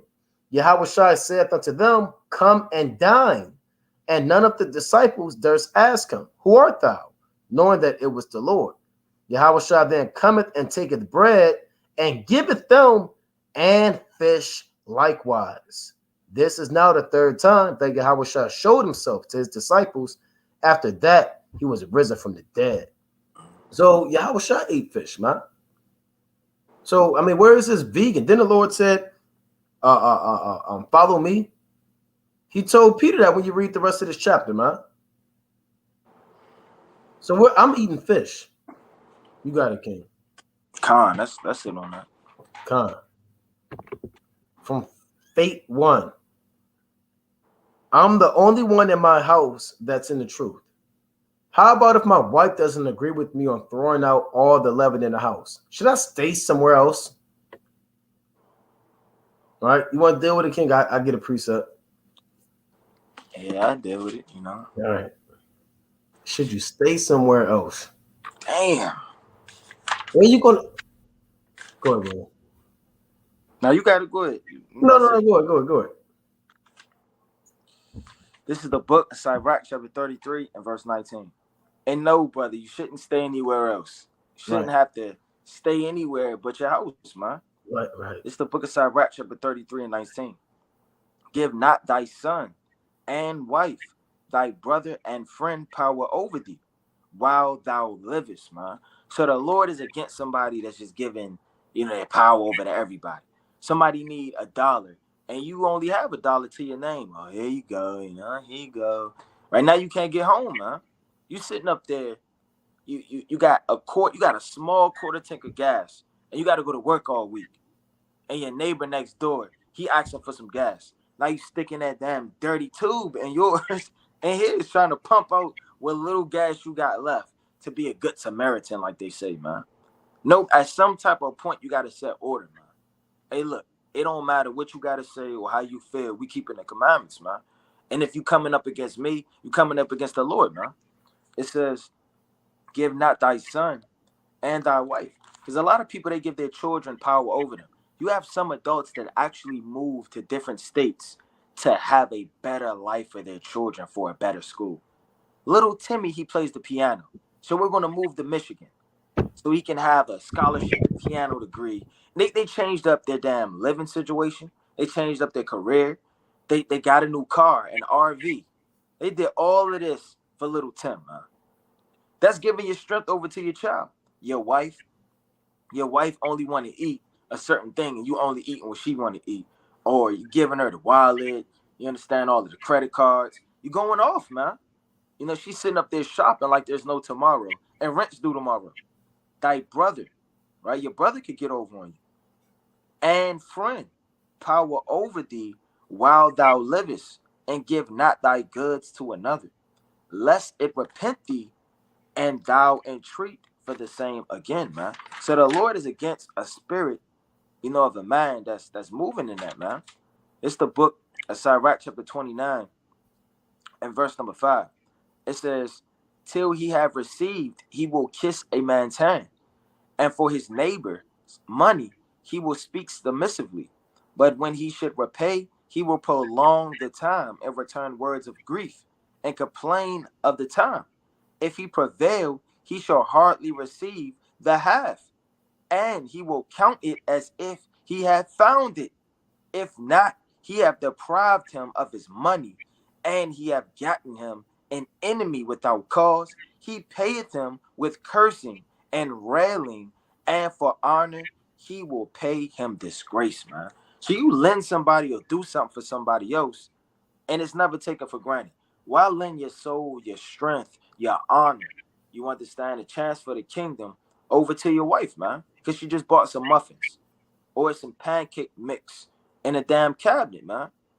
Or it's some donuts with the extra nice syrupy glaze that she likes. You got to throw that out, man.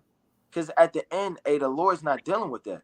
The Lord said, many therefore have refused to lend for other men's ill dealings, fearing to be defrauded. So, your wife, she could get over on you, your brother, your son, right? All of that's lending. I brought that out because you lend your strength. You understand? It's not always physical. You could lend, you could give things. The Lord said, don't give that which is holy unto dogs, right? When you go to the Book of Baruch, right? Well, I'm going to get one more, right? And this thing gets serious, man. Brother, if you were to do that, the Lord could have you to fall out the truth. And we don't want nothing to happen to you, right? We want you to get the kingdom. Right, let me get this quick precept. It's the Book of Baruch, chapter 4, right? And verse, this whole thing. I'm going to start at 3. Give not thine honor to another. So the Lord said, don't give your honor unto another person, man. Don't do that. Your honor is keeping the commandments. Your honor is the grace and mercy the Lord bestowed on you. Now, if you do that, you grieve in the Holy Spirit, like it's in Ephesians, chapter 4, verse 30. Don't grieve the Holy Spirit. Don't abuse grace. Give not thine honor to another, nor the things that are profitable unto thee to a strange nation. And the strange nation are the heathens. But nevertheless, dealing with somebody that's moving in the spirit of a heathen, like the Lord said in Matthew chapter 18, verse 21 on down, don't give your strength into that person, man. Kind of quick precept. First Ezra chapter 4 and 26.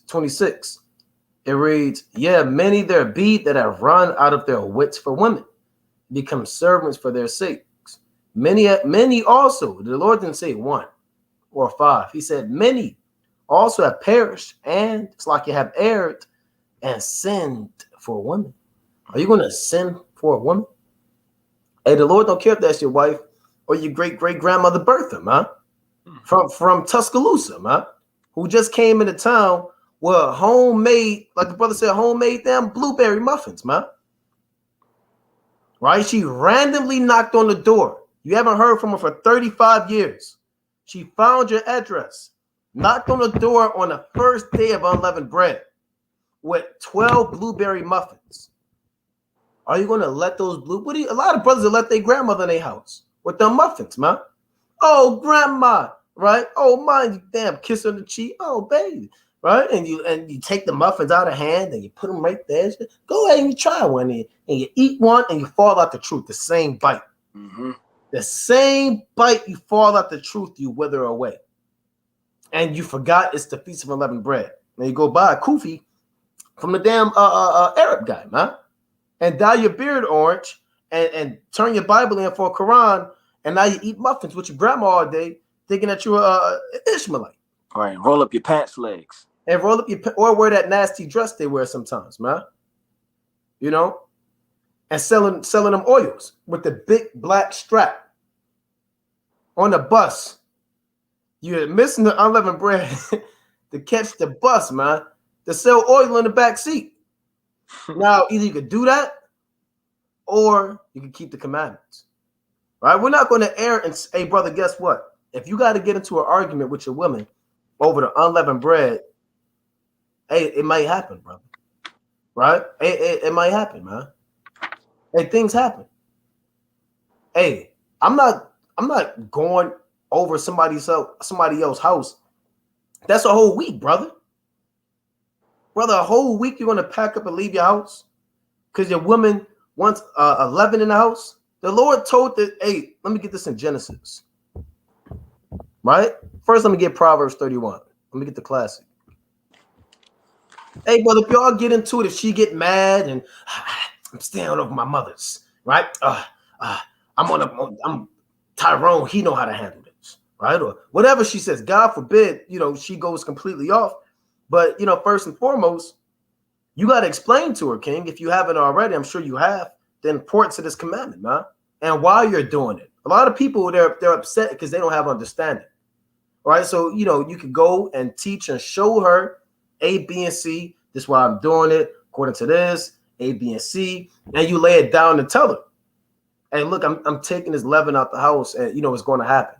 You don't have to punch a hole in the wall from the living room to the kitchen and open a cabinet with the hole in the wall, take the leaven out through the hole, man. Right? And you take that big black bag, you shake it, you got to open it up, right? Your woman in the bedroom, whatever, you walk in there with that big black bag, and you just go to town, right? And you load up that big bag with all that leaven, right? Now, she's going to be mad. Like this. I hate you, right? Damn, taking your Bible and arguing all behind, but you still got that black bag in your hand. You're putting all that leaven in it, right? And she yelling in your ear and so and so and so and so. And once you're done, you got them drawstrings. They're usually yellow or red. You pull them drawstrings, you tie that thing up. She's still yelling in your ear, doing A, B, and C. You take it out, put it in the trash, walk to the curb. Hey, you got the key to the house. So you open up, she might lock you, open up the door, and you have kept the Lord's commandment and have not put your woman before the Most High God. The Lord said, thou shalt have no other gods before me. Don't make your woman your God. Don't make her the Most High, right? You make the Most High, the Most High is the Most High, right? Proverbs 31:3. Give not thy strength unto women, nor thy ways to that which destroyeth kings. Never give your all to a woman, man. The Lord even said, keep the doors of thy mouth from her that lieth in thy bosom, paraphrasing. Micah the 7th chapter. Right? You don't give your all to anybody. Right? Hezekiah gave his all to the Babylonians. They let them all in his house. So, and the Lord said that was utter folly, man.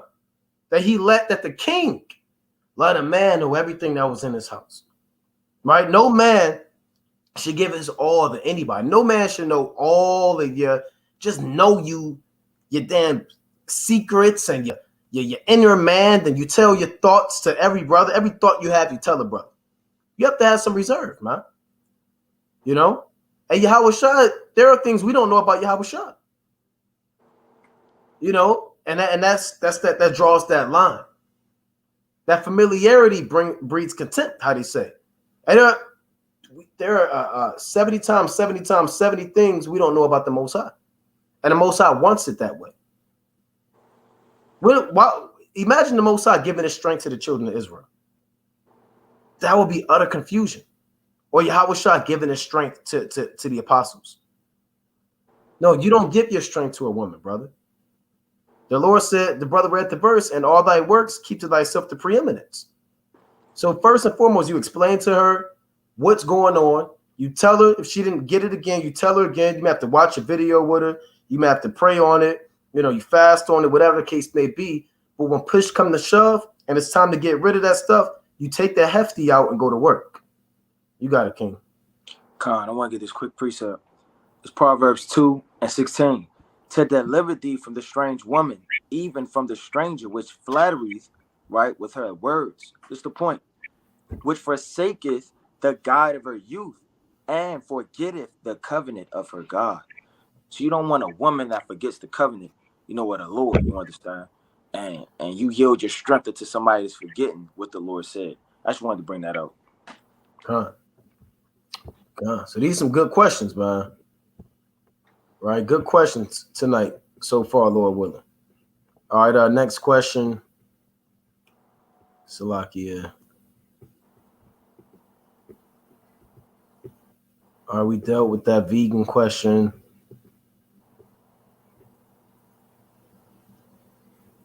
Okay, William Thomas. I was listening to a congregation called Honor Humility, and they said to keep the Passover bloodless and don't eat flesh.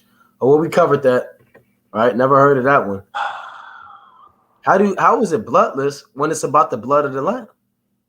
How do you keep the Passover bloodless when you have to literally put the lamb on the blood on your doorposts? This emotional white man mindset has to stop, man. Right. Let me there's this word I saw it yesterday. Once I find it, man, it describes Jake to a T. Right? But it's called Occidentalism. Now, let me see if I can get this real quick. Now, this means relating to the countries of the West. Occidentalism meaning you think like these Western nations, meaning the so-called white man. You remember, we're from the East, man. We're an ancient nation from the East.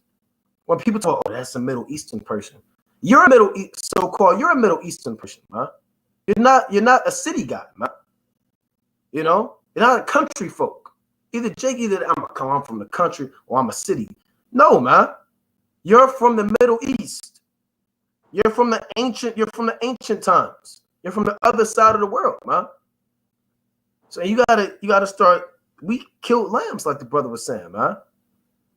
We got down and dirty. We planted. We stoned people. You know, we're an ancient nation. Stop thinking like a white man and being emotional. I don't want to get blood. Oh no.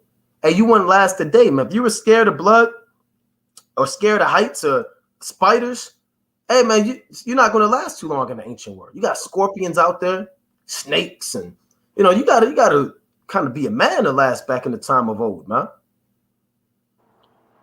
Khan, and I want to make a quick point too.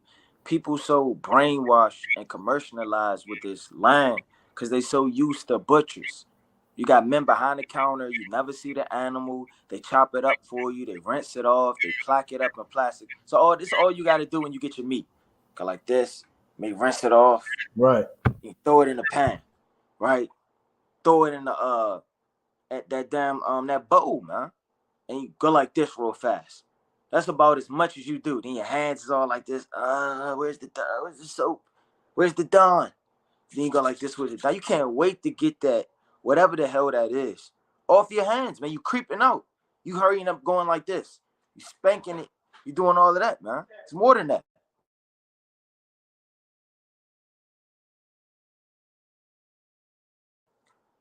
Right? It's more than that, man. right? Let me bring out this precept.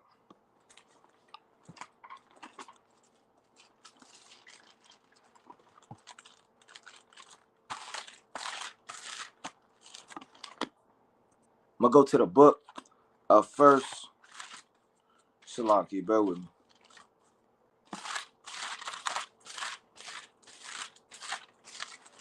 I'm gonna go to the book. First Kings chapter 19. First Kings chapter 19 and verse 21.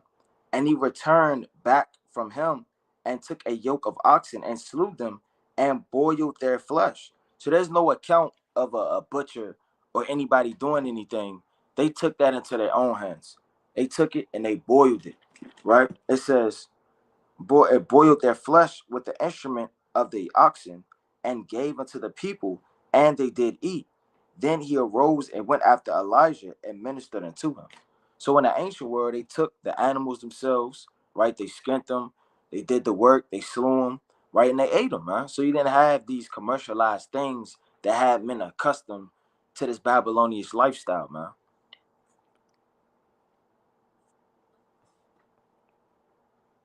You on mute, King. That's right. How long do we keep leaven out of the house? Let's deal with it. Right? So your feast of unleavened bread, it runs 7 days. Right? So this is the book of Exodus, chapter 12 and verse 15. 7 days ye shall eat unleavened bread. Even the first day ye shall put away leaven out of your houses. For whosoever eateth leavened bread from the first day until the 7th day, that soul shall be cut off from Israel. So that's 7 days. All right. That's plain. And you can't be sitting up there craving yeast. Right? Soon as the damn sun go down, you open up a pack of yeast and go to town, man. You got a box of donuts ready to be delivered on speed dial. That's wicked, man. You can't wait to damn eat some bread or some cornbread, and you break off the feast of unleavened bread with nothing but yeast and leaven. Brother, you don't have, just relax, man. You shouldn't be craving to damn get out these holy days, man. So we can move on. I believe we covered this already. Shalom, can you break down how we used to sacrifice in the ancient world for atonement for sins and why we eat the lamb now? You want to cover that, or, I feel like we kind of covered it. Yeah, we kind of covered that. Yeah, we covered that on the most part. Okay, from DFT. When the end is near, will there be a time where we will all meet up in case of insurrection for the Israelites? Not in this world or on this side. All right, so I believe you're speaking about Jacob's trouble or the hour of temptation. We're all not going to meet up. Right? I want to get this precept. Let me get Yara down in here. Cornbread, and you break off the feast of unleavened bread. Salakia, you got to mute that. Shalom, King. Shalom, King. Shalom, Kings. Khan. I got a precept after you. All right, this is the book of John, chapter 16 and verse 31. It reads, Yahawashi answered them, do ye now believe?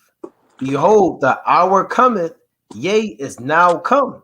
So he said, the hour cometh and is now come, that ye shall be scattered, every man to his own, and shall leave me alone, and yet I am not alone, because the Father is with me. These things have I spoken unto you, that in me ye might have peace. And the world ye shall have tribulation, but be of good cheer, I have overcome the world. So the Lord said that we're going to be scattered. Now that happened when the apostles, but it's also going to happen again. We're all not going to be one big congregation moving through Jacob's trouble in military formation, man. With standard bearers, men blowing trumpets, leading the procession with the Ark of the Covenant by the Levites. Hey, Yaradan might be somewhere in damn Indiana. Araya might be somewhere in Pennsylvania, right? I might be somewhere in South Carolina. We're going to be on the go. No GPS, no Google Maps, no MapQuest, right? No turn your location on and send me your location. None of that, man. Every man may be, now you might link up with brothers. No, there's no telling how those days are going to play out upon the earth. You may very well link up and see a fellow Israelite, and he may be on the go and you might be on the go, but you're still going to be hesitant to trust many people in those days, man. Earning people's trust is going to come a lot harder. You trust people now too easily, man. People, you're very open. You're telling your life story. You're at work saying what happened to your wife and you and your woman got into an argument and how your kid has soccer practice. And you're very open and informal with people, man. And anybody can get your number and be your friend. Hey, the days are coming where you're not really going to trust too many people, man. So even if you see brothers, a lot of brothers that they are going to be able to, what I'm trying to say is they'll be experiencing so much trauma, suffering, distress, seeing things they never saw before, hearing things they have never heard before, the smell of dead bodies. And so all of that familiarity and quick to be friends, a lot of brothers are going to be reluctant to be in that spirit. So it would be a hard thing to believe that all the brothers are just going to link up and be rolling. Now, if you got a brother in your congregation, in your camp, whatever, hey, well, all praise to the Most High. But a lot of brothers that are unfamiliar with, you're going to be reluctant to give yourself to that brother and vice versa. And the Lord said that ye should be scattered, every man to his own. Now, the time that we will be gathered is when we put these nations in captivity. But that won't be in America. That will be when we get beamed down from the chariots and given the green light to subdue them. That's when we'll be gathered together. You got it, King. Just to let me back off what you were saying in regards to certain brothers being reluctant to be friendly towards another. It's the book of Matthew, chapter 24, verse 12. It's like, yeah. What you want to? This Matthew 24 and 12. I gotta get my Bible. I'm on the app. I'll read it. Water. This is Matthew chapter 24 and verse 12. It reads, and because iniquity shall abound, the love of many shall wax cold. The love of many shall wax cold, including certain brothers. Certain brothers is in other camps that you may say shalom to, and they may not say shalom to you. They may look at you funny. They may look at your staff and start grinning. This is another precept I had in the book of Acts, the 2nd chapter, in the 5th verse. And there were dwelling at Jerusalem Jews, devout men, out of every nation under heaven. Just a precept to show Israel that we're scattered throughout all the land, even in the past, right? And knowing that there's nothing new under the sun, we're scattered all over again under heaven. And I'm gonna jump down to verse 9 to read a few of the places where we were scattered. Parthians and Medes and Elamites and the dwellers in Mesopotamia and in Judea and Cappadocia and Pontus and Asia, Bulgaria and Pamphylia and Egypt and in the parts of Libya and about Cyrene and strangers of Rome, Jews and proselytes, Cretes and Arabians, right? We're in all these different lands. How much more now to this very day, seeing that we came over here to this so-called new world. And you still got Israelites over there. So, the majority of us will be scattered. Like the brother said, you may have one brother you cool with, if that's the case, and in all praises. You got something that arrived? La. We can move on.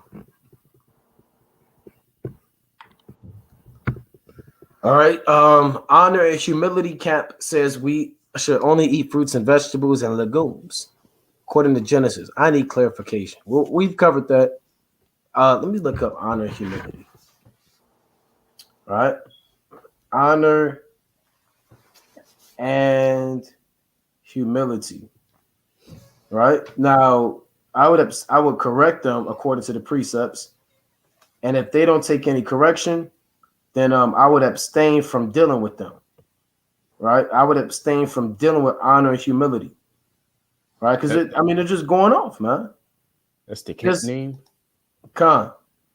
Honor humility. So yeah, bloody lamb chop session.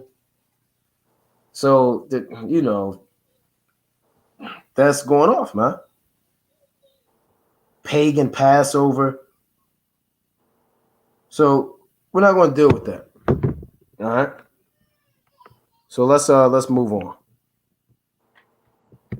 From Terrell Barnett, Shalom Kings, who is persecuting Yahawashi in Matthew chapter 27, verses 26 through 31.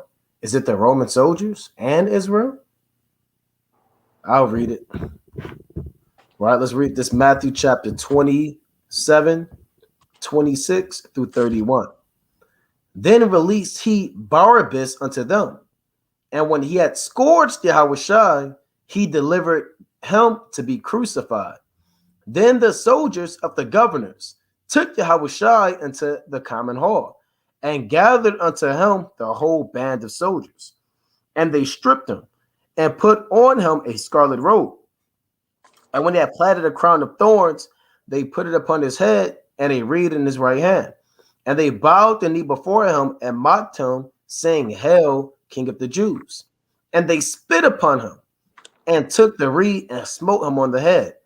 And after that they had mocked him, they took the robe off from him, and put his own raiment on him, and led him away to crucify him. Right, and I got a precept if brother don't have one real quick. Con, I got some and I did a breakdown on this, linking up to all those accounts.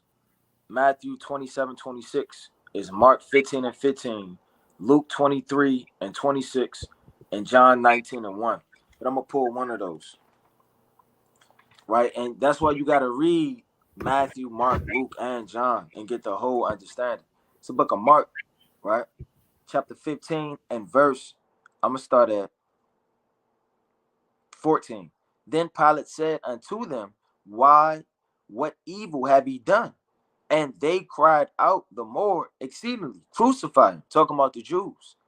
And so Pilate, willing to contend the people, released Barabbas unto them, and delivered Yahawashi when he had scourged them to be crucified. Right? That's John chapter 19, verse 1. Then Luke chapter 23, verse 26. It's all the same account. And the soldiers led him away into the hall called Purgatory, right? Because it's called Judgment Hall in John 18 and 33. It's called Common Hall in Matthew 27:27. It's called the Hall of Purgatory in Mark 15 and 16. And Luke chapter 23 and 1 all the way down, it has no name. It says they called together the whole band, right? The whole band meaning the soldiers.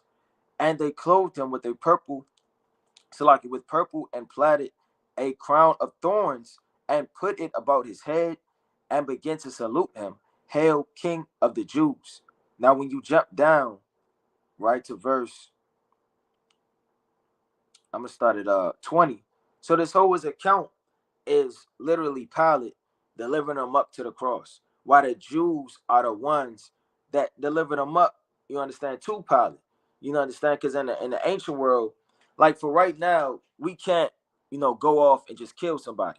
Right? We have to do it through this judiciary system and through the police, for lack of better terms. Somebody did you wrong. You can't pick up a big old stone and throw it at the back of their head.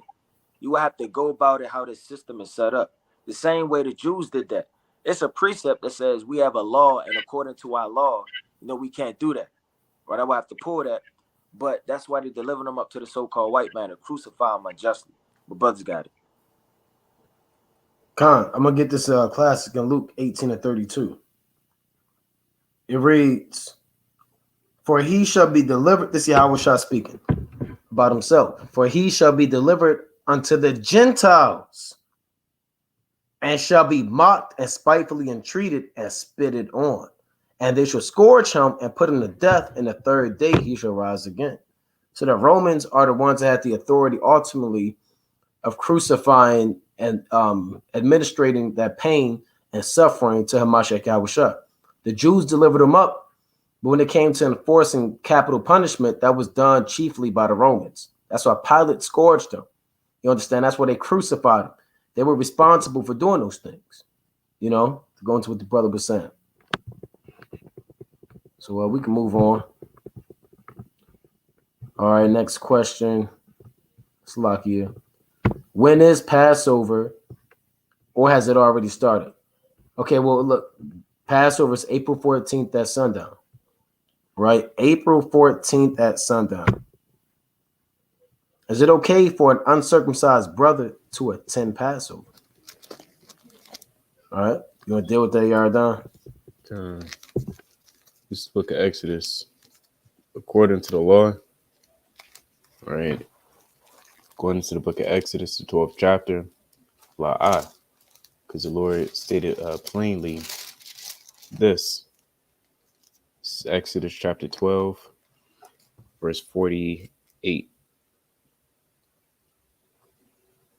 And when a sojourner, when a stranger shall sojourn with thee, and will keep the Passover to the Lord, let all his males be circumcised, and then let him come near and keep it, and he shall be as one that is born in the land. For no uncircumcised person shall eat thereof. And that's plain upon tables. Or no person that's uncircumcised can eat of the Passover. However, you do have certain Israelites, who aren't really built up in the faith to fully fathom circumcision and, dive into it, and they still keep it. And with that, that's between them and the Lord. I wouldn't say that they're going to be the 2/3 and they're not going to make it and they're wicked.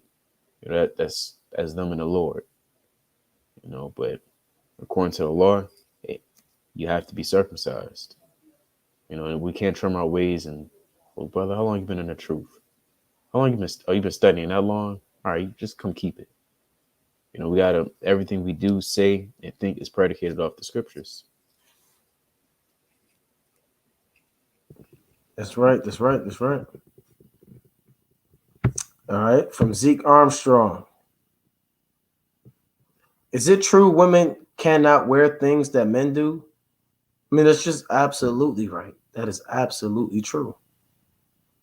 All right, let's get Deuteronomy 22:5. Now, you got to be specific. A woman could put socks on, men wear socks. Right? A woman, there are certain things, a lot of people, you don't want to get too carnal. I got socks on today. You wake up early in the morning, put your socks on. Then your woman want to put socks on, and you go to Deuteronomy 22:5. All right? No, brother, that's not what that's talking about, man. Or you put gloves on because it's cold outside. You say that pertains to a man today. And then your woman got to go out there like this, man. No, it's speaking about specific, attire. Let me get this in Deuteronomy 22:5. It reads, the woman shall not wear that which pertaineth unto a man, neither shall a man put on a woman's garment, but all that do so are abomination unto the Lord thy God. So again, no man shall have a dress on, a pencil skirt, a sundress, man, blowing in the wind. And a woman can't have a damn pants on. There's no such thing as woman pants either, or modest pants, or female pants, or man pants, right? They're given to men. Oh, you got to hear though. Is there such thing as women dress? It's like a man dress. There's no such thing as a man dress.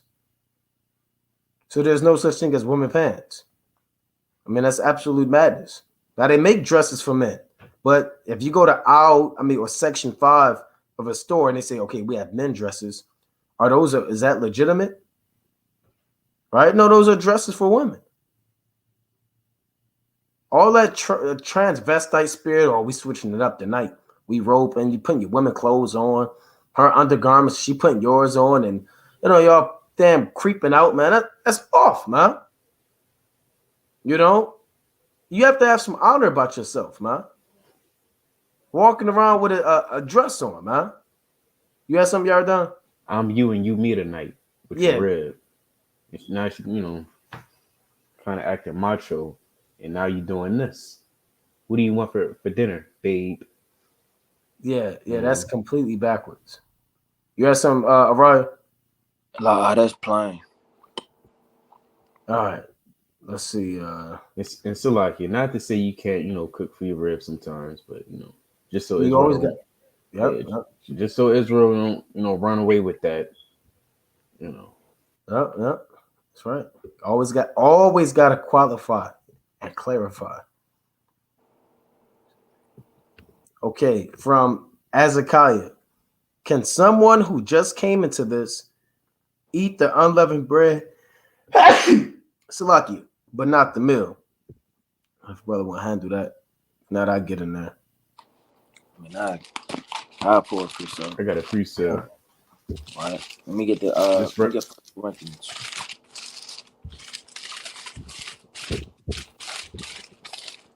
All right. Now, before I get that, I want to get Luke 22. Right. It's the book of Luke.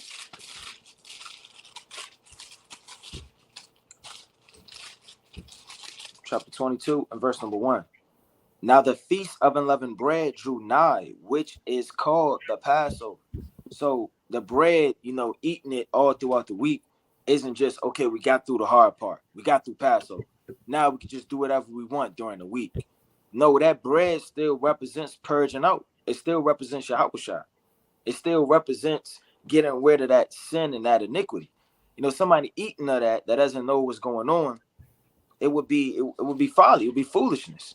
The whole point of keeping the Feast of Unleavened Bread is to keep the ordinances and remain on what's going into it. This is the book. Matter of fact, I ain't gonna get Galatians. So like, I ain't gonna get 1 Corinthians. I'm gonna get 1 Corinthians chapter 5. Bear with me. It's 1 Corinthians chapter 5, right? And verse number 7. Purge out therefore the old leaven, that ye may be a new lump. So if you were already purging out that old leaven and understand the feast of unleavened bread, then you would be able to keep Passover. I don't see you just keeping the feast of unleavened bread and not keeping Passover. It says, as ye are unleavened, for even Yahawashi our Passover is sacrificed for you. So the Lord said, ye are unleavened. So if you're already unleavened and you're eating of that unleavened bread, then you should be able to keep the Passover if you done purged out all that iniquity and sin from you. You don't want to be unworthy to eat Passover. Then you sitting, well, I'll just indulge in this, or I'll indulge in that. And you got all them sins and iniquity in you. That'd be a contradiction. You eating the unleavened bread and you got 17 demons on you, right? I'm gonna let another brother get in there, but I got another precept after them. This is Revelation chapter 10. Let me read that quick. Can someone who just came into this eat unleavened bread with not? This Revelation chapter 10, verse 9. And it reads, also at 8. And the voice which I heard from heaven spake unto me again and said, go and take the little book which is opened in the hand of the angel which standeth upon the sea and the earth, and slacking upon the earth. And I went unto the angel and said unto him, give me the little book. And he said unto me, take it up and eat it up, and it shall make thy belly bitter, but it shall be in thy mouth sweet as honey. And I took the little book out of the angel's hand and ate it up, and it was in my mouth sweet as honey. And as soon as I had eaten it, my belly was bitter. But nevertheless, he ate the whole roll. He ate the whole thing thereof. If we eat the Passover, the bread, is bread, right? It's like it's unleavened bread. It's smooth, right? But then you got to eat the bitter herbs. That's the analogy I want to paint.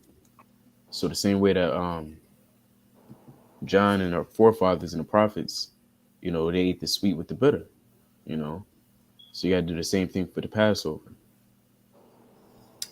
Right, and let me get in there too, man. Right, I want to get this in the book of Luke, the 22nd chapter. So this isn't like when you go out and you order sides. So I just want the mac and cheese and the damn mashed potatoes, but I don't want the steak. Right? This isn't an optional kind of deal. This isn't a 2-piece and get the breastplate, and I mean it's like a chicken breast and one side, but you can swap out the side for a large drink. Brother, you got to eat the whole thing, man. You have to eat the whole meal. This isn't Wendy's, man, or Burger King. You can just mix and match deals, man. You got this is wholesale. You got to deal with it. This is the whole body of the Lord, right? And let me get this in Luke chapter 22, right? Luke chapter 22 and verse 19. And he took the bread and gave thanks and brake it and gave it to them, saying, "This is my body, which is given for you. This do in remembrance of me." So that's the bread. Likewise, also the cup after the supper, saying, "This cup is the New Testament in my blood, which is shed, which is shed for you. But behold, the hand of him that betrayeth me is with me on the table." So Yahawashi had the bread, Yahawashi had the lamb, Yahawashi had the wine, they had the bitter herbs, and it was all a cohesive meal. You can't eat one part of the body of the Lord and not eat the other. You're selective. You want to eat the arm and this. The Lord said, "Eat my flesh and drink my blood indeed." And John the 6th chapter. That's the combo meal, man. You can't drink the blood of Yahawashi and not eat his flesh, or eat his flesh and not drink the blood. Right? You know, like I said, this isn't a fast food joint, man. You got it, King. Con. I'll get back in there.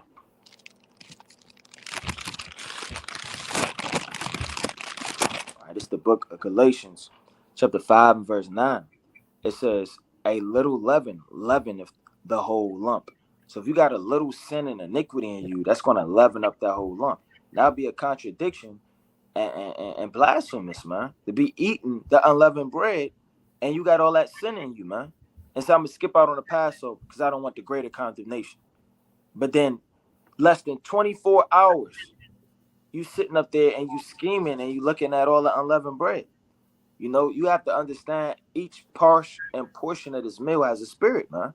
From Yahawashi, you understand the lamb, the bitter herbs, the bondage. All of these things represent something. So you don't want to add or take away from the body of the Lord. I just wanted to make that point. Come.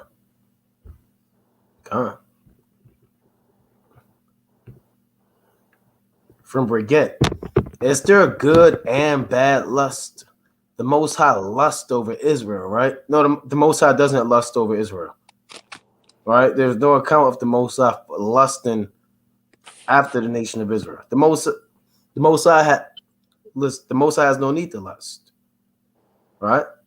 All right. I mean, let me get this precept. I got one after you. All right. I got one after you, all right. Let me get this in Romans, the 7th chapter. Okay, Con, I was about to get that. Con. This is Romans chapter 7 and verse 7. What shall we say then? Is the law sin? God forbid. Nay, I had not known sin but by the law. But I had not known lust except the law said, "Thou shalt not covet." So the Lord doesn't covet man or anything or flesh and bones. The Most High doesn't lust. There's no such thing. Now you can be attracted to your woman, you know, and you can't covet your woman, or because lust is covetousness, but you can desire to, like the Lord said in Sirach, the 7th chapter. I'll bring that precept out soon. The Lord said, "Hast thou a wife after thy mind? Forsake her not, but give not thy soul over to a light woman, or forego not a wise woman, for her grace is above gold." So you might desire a woman, but when you're lusting after her, now you have somewhat of a sensual or sexual undertone behind it, right? You may, like the Lord said in Deuteronomy. Let me get this real quick. 21, right? Deuteronomy chapter 21 and 10. Out straight to 11. "And seest among the captives a beautiful woman, and has a desire unto her, that thou wouldest have her to thy wife." You might desire a woman, but when you begin, and it has to be sincere, like you want to make that woman your wife.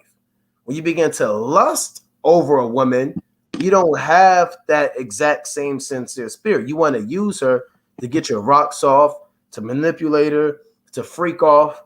It's not with the intentions of making her your wife. Even Tobias, when you read Tobit, we'll get that account too. He said, "I take not this woman out of lust." You understand? But uprightly, that we may grow age together, paraphrasing. So even Tobias knew that you can't take a woman out of lust. Tobias loved her, and he desired her once Raphael broke it down to him. But you can't be lusting after these women. You know, because if you begin to lust after them, then, you know, you start getting in your mind and you start dealing with concupiscence, and you're breeding and planting seeds of lasciviousness, and then all manner of fruit of villainy is wrought in your members, man. So, yeah, you can desire a woman in righteousness and sincerity with the intent of marrying her, but when you begin to lust after her, your mind becomes perverse. Let me get one more real quick. This history of Susanna, right? This is Susanna chapter 1 and 9. It reads, I'm gonna start at 8. And the two elders saw her going in every day and walking, so that their lust was inflamed toward her. And let's see what happens when you don't desire. They didn't want to make Susanna the wife because they already knew she was married. You know, a lot of you brothers, yeah, lust becomes inflamed. Like he had the song, I fell in love through photographs. He said, I don't even know your name. Jake, you're looking at somebody's Instagram, and the more you keep looking, now you're burning in love. Now you think you love this woman, man. You don't know where she's from, what her real name is. All she told you is Shalom and Kwam Yasha'Allah. Y'all texted for one day, and now you're in your mind, you're thinking about the sexual acts of marrying her. Brother, that's lust. That's all that is.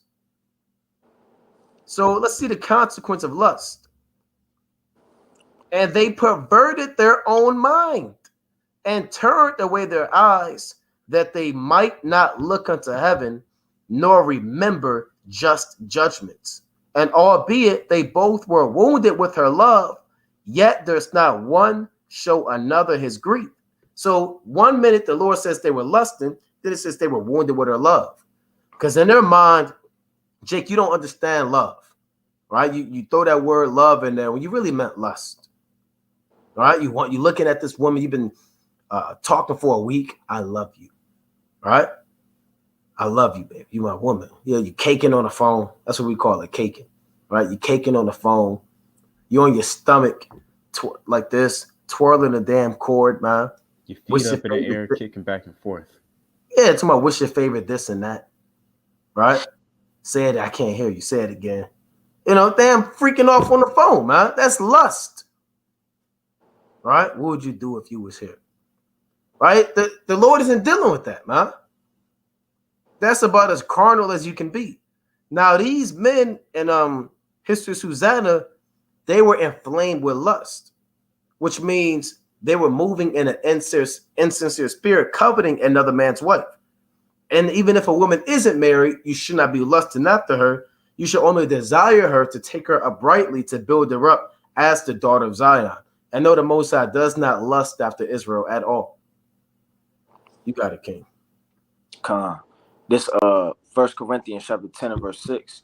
Now these things were our examples, to the intent we should not lust after evil things, as they also lusted. So the Lord, he set the tone, you understand? And now these were our examples. You got a lot of examples throughout the scriptures of our forefathers falling through lust, man. It says, to the intent we should not lust after evil things, as they also lusted. So the Lord already let you know not to lust all throughout the Bible, man. You go to the book of Psalms chapter 8 and verse 5. It said, thou hast made him a little lower than the angels, and hast crowned him with the glory and honor. Thou madest him to have dominion over the works of thy hands. Thou hast put all things under his feet, all sheep and oxen, yea, and the beast of the field, the fowls of the air, and the fish of the sea, and whatsoever passeth through the path of the seas. So if we as mortal men have dominion over the whole earth, how much more the Lord? So we can rule over everything that's on earth. Why would the Lord have to lust over something that he created, when even mortal man has dominion over all the works of his hands, man? That's deep when you think about it. So why would the Most High have to lust over anything? Yeah, the brother asked, well, what about Deuteronomy 14 and 26? When the Lord said you can buy whatsoever your soul lusteth after. Con, I got it. Oh, yeah, Con, go ahead, King. No, I got the verse. I'll bring it up. It's like it is Deuteronomy 14 and 25. I'm sorry, 25. Then shalt thou turn it into money and bind it up. It's like you bind up the money in thine hand, and shall go unto the place which the Lord thy God shall choose, right? And thou shalt bestow that money for whatsoever thy soul lusteth after, for oxen, or for sheep, or for wine, or for strong drink, or for whatsoever thy soul desireth. And thou shalt eat there before the Lord thy God, and thou shalt rejoice, thou and thine household. And of course, like the brother mentioned earlier, lust, that on the lower level, that's desire, right? In that proper context. That's why it even said it. It's just a strong desire, because obviously you can't lust after an ox. That's going off. That's Leviticus. You can't lust after animals. That's bestiality. So, using context clues like they taught us in, when we were in our youth, that just means the strong desire. If you want to do that, you can do it. That's all it means. You got something to add on to it? Yeah, I was going to even add on. When you look that word up in the Hebrew, it gives you different words. It may say covet, it may say, desire, and that's what it means. It means to desire, right? To yearn, and we desire the kingdom, right? We desire everlasting life. We desire to be delivered from these bodies. Do we lust after it? That's why words are so important. The definition, see, in the English, the definition of lust is a very strong sexual desire. That's what happens when you look it up, right? And in Hebrew, when you look that word lust up in Deuteronomy, it doesn't always mean a strong sexual desire. It means it could be just to regular desire something, to have it within your possession. You have to have the proper discernment to know when it's talking about coveting something for sexual purposes and concupiscence, and when it's talking about desiring something in righteousness. That's why we went to Deuteronomy 21:10. It says you desire a wife, but that same word is in Exodus chapter 20 for the word covet, when the Lord said, thou shalt not covet. So it just comes with proper discernment. You got to go now. I got another quick precept in Sirach 18 and 30. It says, go not after thy lust, but refrain thyself from thine appetites. If thou givest thy soul the desires that please her, she will make thee a laughing stock to thine enemies, that malingering thee, right? And that she could be anything that you desire, right? Whether it be money, a woman, I don't know, games, cars, putting all your money in your dogs. Just keep buying dogs, keep buying cats. You don't want to go after your own lust, or you're gonna become a laughing stock to everybody. And we see that all the time on the highways and byways. Jake, they fall after their lust, which is liquor, and they spend all their money to it. And now Esau, they see that and they laugh at you. And they might not do it openly, but they do it in their mind. Like, look at this nigga. These niggers, they never prosper. They're too busy following after their own lust. It's like a desire, going after their own lust. And I had one more in Ecclesiastes 9 and 1. For all this I considered in mine heart, even to declare all this, that the righteous and the wise in their works are in the hand of God. No man knoweth either love or hatred by all this that before them. Right? Israel, sometimes you don't even know what you want. You don't know what you're really feeling. You don't really know yourself.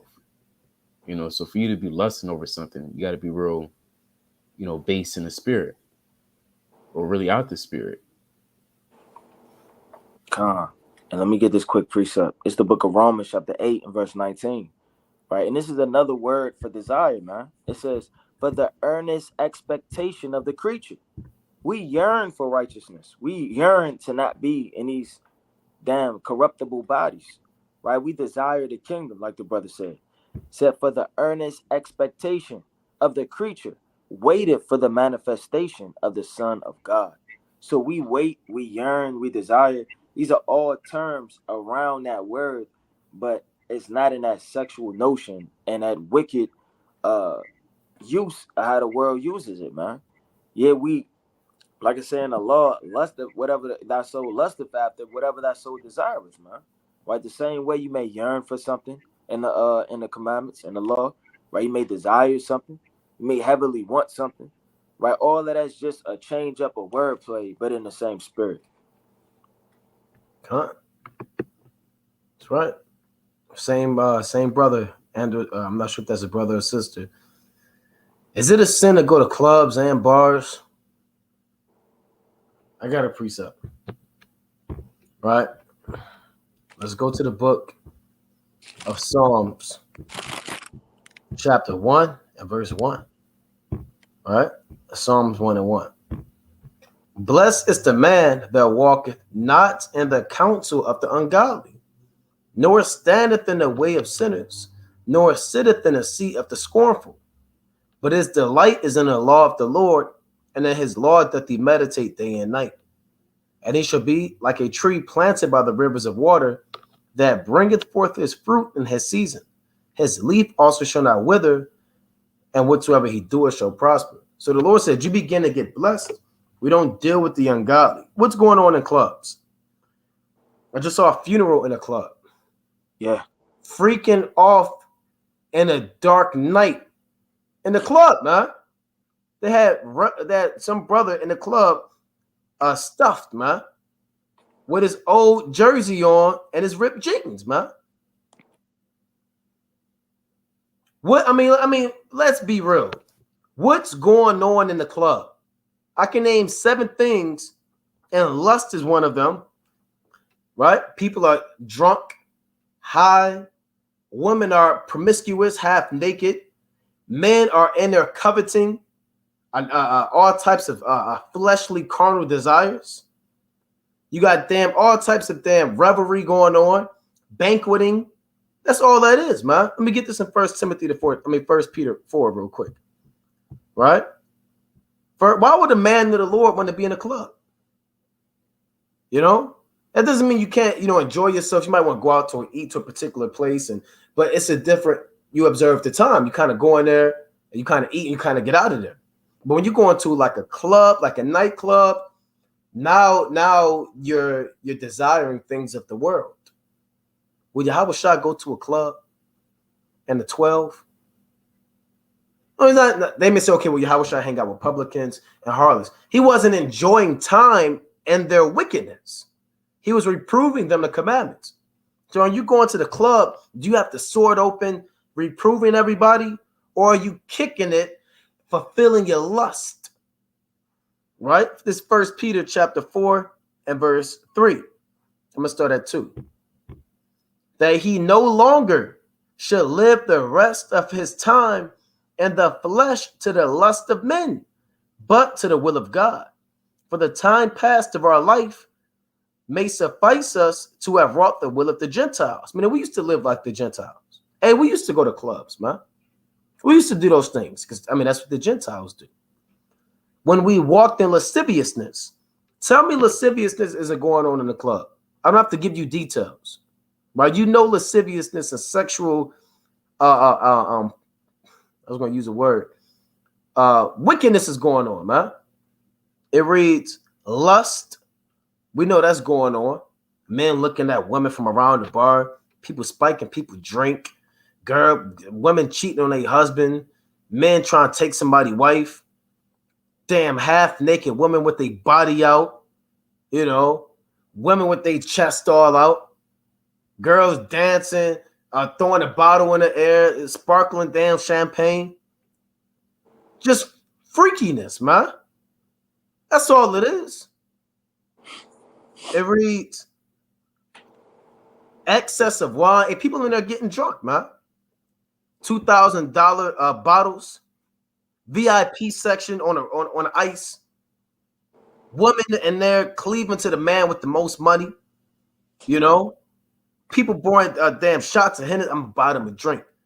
Right? Drinks on me. Spirit, man. Women tipsy, trying to figure out, girl, we gotta go home. I can't find my phone. Right? Eve can't find her phone. Jake outside in the parking lot doing this. Over a dude, he saw his chain, man. Right? We knows what goes on in these clubs, man. It reads reveling. What is reveling? Fights, man. Shootouts. 3 guys jumping 4 guys. That's revelry. Women standing on a bar twerking, jello shots, fights. It reads banqueting. Banqueting is that feast, man. Right? And abominable idolatries. This is what the Lord said. Wherein they think it strange. They gave run not with them to the same excess of riot, speaking evil of you. So people are going to think it's strange that you don't go to the club no more, man. Right? They're going to think it's strange. Well, how come you don't come out to the club anymore? So if you're following Yahawashi and you're going to the club, how can people think it's strange? How can you fulfill this? Are you really set apart? This doesn't apply to you if you're going to the club. People aren't going to think it's strange because they see you there, man. The same people you taught on the Shabbat, you were at the club and they bought you a shot of Hennessy. How make it make sense? The same sister you told to put a dress on, you're at the club and she walks past you with no shorts on or shorts this small, but you're not going to say nothing because you're enjoying yourself at the club. Just want to freak off, man, and see the pride of eyes. What does it say? John 1 John 2:15, the pride of life, man, and the lust of the eyes. The brothers got it. I got two quick precepts. This is right 14 and 16.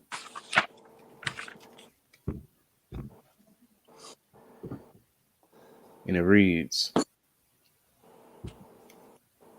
give and take and sanctify thy soul, for there is no seeking of dainties in the grave. Right? Certain Jakes, you take that verse and you run with it. Oh, see that? Give and take, and I got to sanctify my soul. Right? That's why I'd also say, let not the good day, it's like it defraud thyself of a good day. Israel, uses these verses to justify their wickedness. This is the other one, Sirach 27 and 12. If thou be among the indiscreet, observe the time, but be continually among men of understanding. And there's no understanding at the club. There's no wisdom. Right. There's no breakdowns. There's no cold. Don't got to be cold cuts, but there's no lessons going on in the clubs. You're not going to see acts of charity in the clubs. You're not going to see brother showing brotherly love, but you will see Deuteronomy 28 and 54. You're going to see Deuteronomy 28 and 55, Deuteronomy 28 and 28. You're going to see more so wickedness than righteousness. It's like this was the other one, James 1 and 21. Wherefore lay apart all filthiness and superfluity of naughtiness, and receive with meekness the engrafted word, which is able to save your souls. Is the club filthy, yea or nay? Israel knows it. There's no justifying, well, hold up, they kind of cleaned it some days. They cleaned it the night before. It's not what you think. I'm just focusing on me in there. I'm just drinking with the buddies. Oh, brother, if you can't see that, then you're moving in the flesh. And if you don't understand what it means to move in the flesh, that means you haven't been reading, you haven't been studying, and you have no discernment. It's really just like that. It's plain to know what it means to move in the spirit versus the flesh. You're either moving in the spirit of the word and what the scriptures tell us and take heed to it. For even the Lord did say, I'm the God of them that keep the precepts and the commandments, or you're not going to keep it. And see how far you'll be in life. Con, right? And man, and we've heard brothers say wild things, man. So we know, man. We know what the hell goes on in those things, man. It's nothing but a damn hot, sweaty sex box, man. Music and damn folly, man. This 2 Corinthians, and that's off. It's 2 Corinthians, right? Chapter 6 and verse 14, right? Be ye not unequally yoked together with unbelievers. For what fellowship have righteousness with unrighteousness? That's plain, man. What are you doing chilling with a drunkard or a thief or a murderer or an idolater or a covetous man, man? That's off, man. Hey, and if you are with them, you have to be teaching them and reproving them and helping them and guiding them and lifting them up.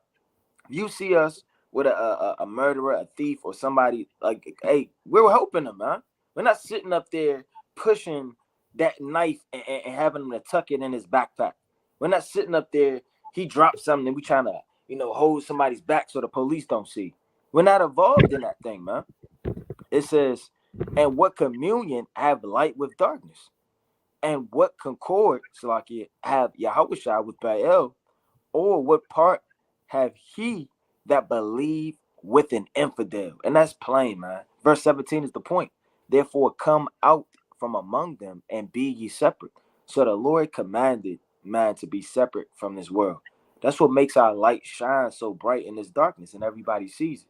If everybody was light or if everybody was darkness, there'll be no separation. It has to be a just balance in this thing. Wherefore, come out from among them and be ye separate, saith the Lord, and touch not the unclean thing, and I will receive you. I got a quick precept on that. This Jeremiah chapter 5 and verse 7. How shall I pardon? It's like it, Jeremiah 5 and 7. How shall I pardon thee for this?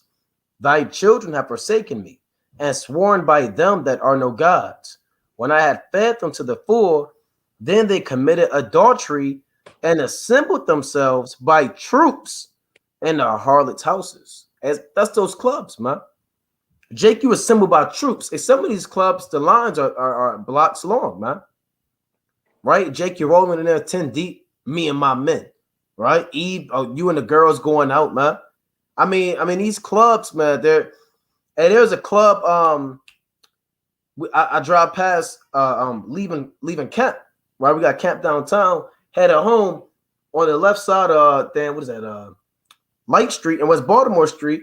You got nothing but freak offs and clubs, man.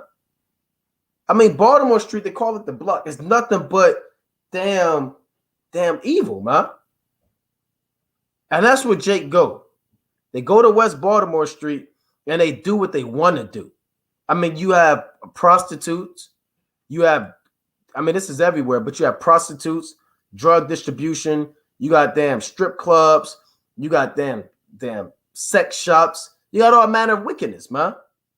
Why would a man in Yahawashi want to be around that environment? Those demons are going to hop on you, man. So the Lord said they committed adultery and assembled themselves by troops in our harlots' houses. And a club is a harlot house. Tell me it's not. Tell me the club is not the harlot house, man. Where's are you going to find the Proverbs 31 woman in a harlot house? Now, Jake may say, well, I got to go in there and I'm going to find one. I'm going to bring it to truth. I'm in there looking for my woman. Well, brother, that's not the right place, brother. I could get finally, brother. She gonna learn. But I'm going to pour her a shot. I'm going to get a number. And then we're going to talk and she's going to come into the truth. That's off. Verse 8. They were as fed horses in the morning. Every one neighed after his neighbor's wife. Shall I not visit for these things, said the Lord, and shall not my soul be avenged on such a nation as this? So the Lord said he's going to get up with us, man. The Lord said, hey, these harlot houses, I have to destroy them. He said, shall I not destroy them? I mean, really, how unclean is that place, man? Like Yaradan was saying. I mean, the bathroom stalls, people are in there doing God knows what, man. Jake in there with ski mask and hoodies, rolling up weed on the sink. Eve is in the damn bathroom trying to be clean so they could go home with some dude, man. Everything and anything goes on in the club. Coke, hard drugs.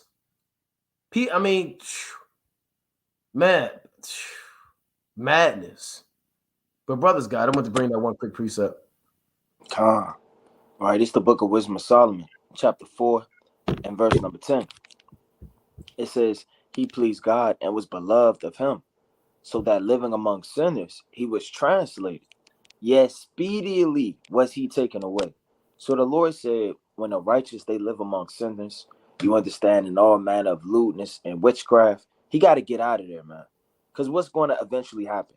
He's going to start to get seduced. He's going to get enticed. Not that he actually will succumb and fall to those demons, but eventually that's seduction, and you will have to fight temptation. Now we fight demons. Nobody's Yahawashi walking the earth. We fight these demons. Hey, but we fight them through the word. If we had to fight demons for 1,200,000 years, we would fall, man. That's why we got to get out of here, man. If we don't get out of here, hey, Lord knows what's going to happen. It's through the grace and mercy. We're fighting, we're fasting and praying, and we still in this truth every single day in the life. It's not that we read or, we've been in the truth 5, 7, 8 years, this or that. It's the grace and mercy of Yahawashi. But after you abuse grace and mercy, get tempted and seduced, and succumb to your damn flesh, man, hey, the Lord, he could depart from you. And we don't want that to ever happen. That's why the Lord said, even to the elect, yes, speedily was he taken away, lest that wickedness should alter his understanding. Because you may start to hate, weed when you come into the truth. Then you live with your cousin. Then after a while, you stop getting vexed with it because you smell it so much. You just get out of here, go downstairs. It used to make you angry and you leave the house. Now you sitting up on the couch, man, and you're not even saying nothing no more. Then it's just the Lord said, he that could temper small things shall fall little and little. Next thing you know, you got a little buzz out of nowhere, right? You fell asleep, woke back up, forgot you had a buzz. Hey, man, in 2 months to 2 years, you could be sitting up there indulging in wickedness, man. It says, lest that wickedness shall alter his understanding, or deceit beguile his soul. And your soul and your spirit wants to love the Lord and keep the commandments, but your flesh is just so wicked, man. Your flesh wants everything contrary to the spirit and the Lord. For the bewitching of naughtiness doeth obscure things that are honest.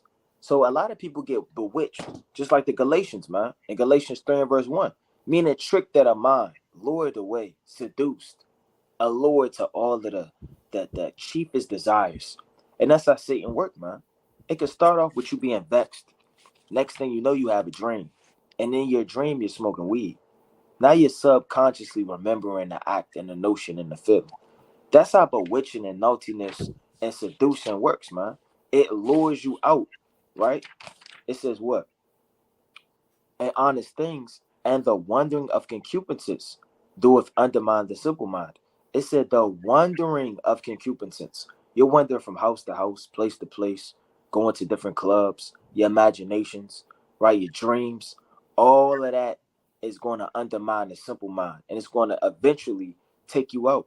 This the point. He being made perfect in a short time, fulfilled a long time. 4. His soul pleased the Lord, therefore hasted he to take him away from among the wicked. I got a quick precept, a mighty precept, Ephesians 5 and 11. And have no fellowship with the unfruitful works of darkness, but rather reprove them.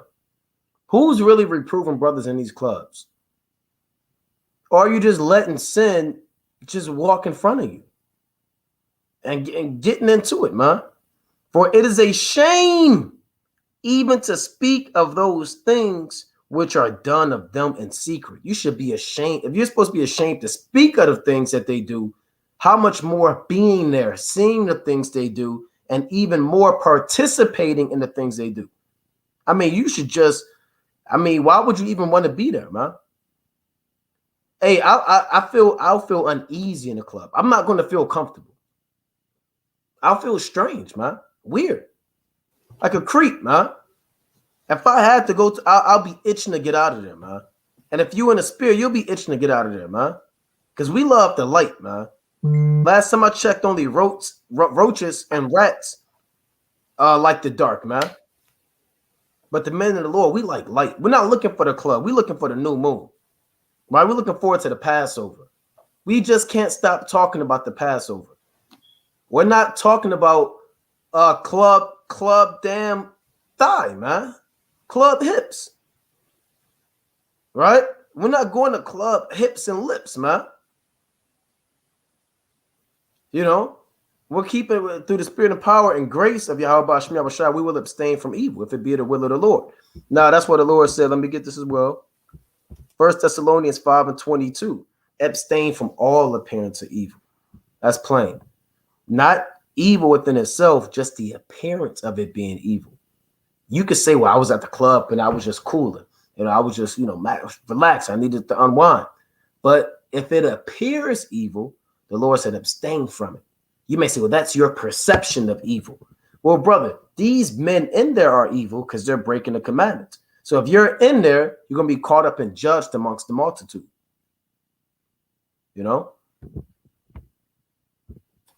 So, God. I got a quick precept, Wisdom of Solomon 17:3.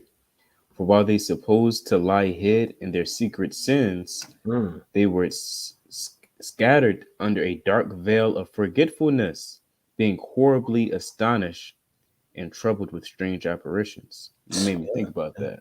Yeah, you see a lot of strange apparitions in the clubs. All hell is breaking loose. Good precept. You don't know if a fight is going on in a club. You don't know if somebody's getting raped. You don't know if somebody's getting robbed. Gunshots. Those things happen. Gunshots. You really never know because it's so loud. It's confusion. It's loud. It's bright lights all in your face every 3 seconds, blue, red, and green. That's spirits. That's wicked. I don't want to be in a place where the lights just on and off all day. That'll give me a headache. We already don't even like being at work. So if you like being in the damn club and you like seeing strange apparitions, they got the lady kind of dancing on the pole, right, in a glass box. Mystical. Yeah, in a glass box. Kind of, you just looking up, right, throwing your money at her. Not afraid of heights, just up there. Yeah, just attached to the ceiling, real high, in a bird cage. and then you got the DJ. He's a sorcerer. Yeah, the DJ is the vibe of the room. Yep. He kind of jam it up, and then people start to move. That's witchcraft. Yeah. He stopped the music. Everybody kind of stopped. What's going on? Right. He started up. Everybody like, yeah. Yeah, that's off, man. I was going to say something. I can't remember, but yeah, man, these clubs, man, you don't know what's going on, man. People are spiking people's drinks, man. You got dudes in there lusting at. They could be in there lusting after you, man. Dude try to make a move on you. You got to turn. You might have to turn. That's you don't want to deal with that, man. You go there with your woman talking to another dude, right? And she go to the bathroom. She come out giggling, playing with her hair, and another dude, with his dude, they looking you up and down, man. Right? And your woman says, hey, look, don't worry about it. It's okay. It's okay. Right? She was going for 7 minutes, man. People are robbing, plotting. We do a whole breakdown on clubs, man. And the madness to avoid. Let me get one more precept on these clubs. Quick point. And when something bad happened in there, you can't say, oh, that's Satan trying to get to it. No, that's judgment, brother. Right. That's judgment. That's not Satan trying to, ruin your good night. That's judgment. Right. Oh, yeah. Oh, man. Yeah, the gun shops. Man, I heard the gunshots. Everybody left the club. That's Satan, man. We was having a good time. That's judgment. Yeah, that's a fool. I'm going through the fire, man. Then the Lord said he'll baptize with fire. The brother got shot by a stray bullet in front of somebody's damn Hellcat and Charger, man. Because you'll see those at the clubs, man. You got shot. Talking about I'm going through the fire. So, brothers, we got to get it together, man. All right, let's move on. Scat Pack spirit. Right. It's absolute madness. Right, and quick point, man. You don't want that money-making Mitch spirit. You walk up in the club, they're like, I see you, Mitch, in the background. 1978. You're sitting up there. Right. You at home, man. Right. Yeah. You don't want to be at home in that thing, man. You got to get the hell out of there, man. Yeah, man. That ain't it, man. That is not it, man. Okay, from T Sellers. It says, this is the first time I have had family with me on Passover, and they are living in the home with me now, and they don't follow the laws. Should they eat the lamb on the Passover? They don't. No, this isn't.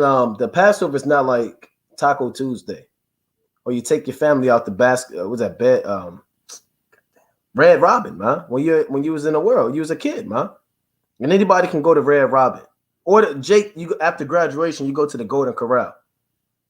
or the American buffet, man. This isn't like that where your auntie can come to the 5th grade graduation and, Rail, he graduated high school and, his uncle Leroy's coming and cousin Keisha and everybody goes to the Golden Corral or the cookout and just eat whatever, man. No, the Passover is a holy meal. It's not for any and everybody, right? It's for those who are in Yahawashi. That's why when you go back to 1 Corinthians, the 5th chapter, well, let me get this precept real quick. This 1 Corinthians, first let me get this, right, in the book of Sirach, right? This is the book of Sirach, chapter 9, and I want verse 16. And let just men eat and drink with thee, and let thy glorying be in the fear of the Lord. So the Lord said, let just men eat and drink with you, man. Right? Don't let worldly people eat and drink with you, man. That goes back to the club too. People you drinking and eating and enjoying these feast days with should be just men. Now we know we're all abominable. We drink iniquity like water, but those that are striving to keep the law, statutes, and commandments, repenting, coming into Yahawashi, those are the ones, and those who know about the Passover and have examined themselves thereof are the ones that you eat the Passover with. So, you got something there, Araya? It's the book of 1 Corinthians chapter 5, right? In verse number 11. But now I have written unto you not to keep company if any man that is called a brother be a fornicator, or a covetous, or an idolater, or a railer, or a drunkard, or an extortioner. With such an one know not to eat, for what have I to do to judge them also that are without? Do not ye judge them that are within? Meaning the Lord will judge you also for eating with those unjust people, man. Because you can't just say, well, they're at the crib. Oh, that's my cousin. Oh, I've known him for 70 months, man. That doesn't mean anything to the Lord. It says, but them that are without, God judgeth. Therefore, put away from among yourselves that wicked person. So you got to put away that wicked person, man, and not eat with them. Because this is a very serious meal. All jokes aside. You don't want to have destruction happen upon you, or you get sifted out by not taking these ordinances serious. You can't trim away from the Passover. You can't just look at the Passover like it's a meal. Okay, I know what the meal is about. I got the lamb, got the bitter herbs, I got the wine, I got the unleavened bread, I got my garment. Okay, and I know 14th, sundown, I know all of this, and you think you're good to go. There's actual ordinances that go along with the Passover. It's who to eat with and who not to eat with. If you don't take that serious, but you're taking everything else serious, you're not keeping the Passover, man. You can't just keep the Feast of Tabernacles and you have no tent. You're just outside with a flashlight, man. Like Esau, just howling at the moon. No, you got to keep it all as far as the ordinances. And one of the ordinances amongst many is to put away from among you that wicked person and know not to eat. That's right.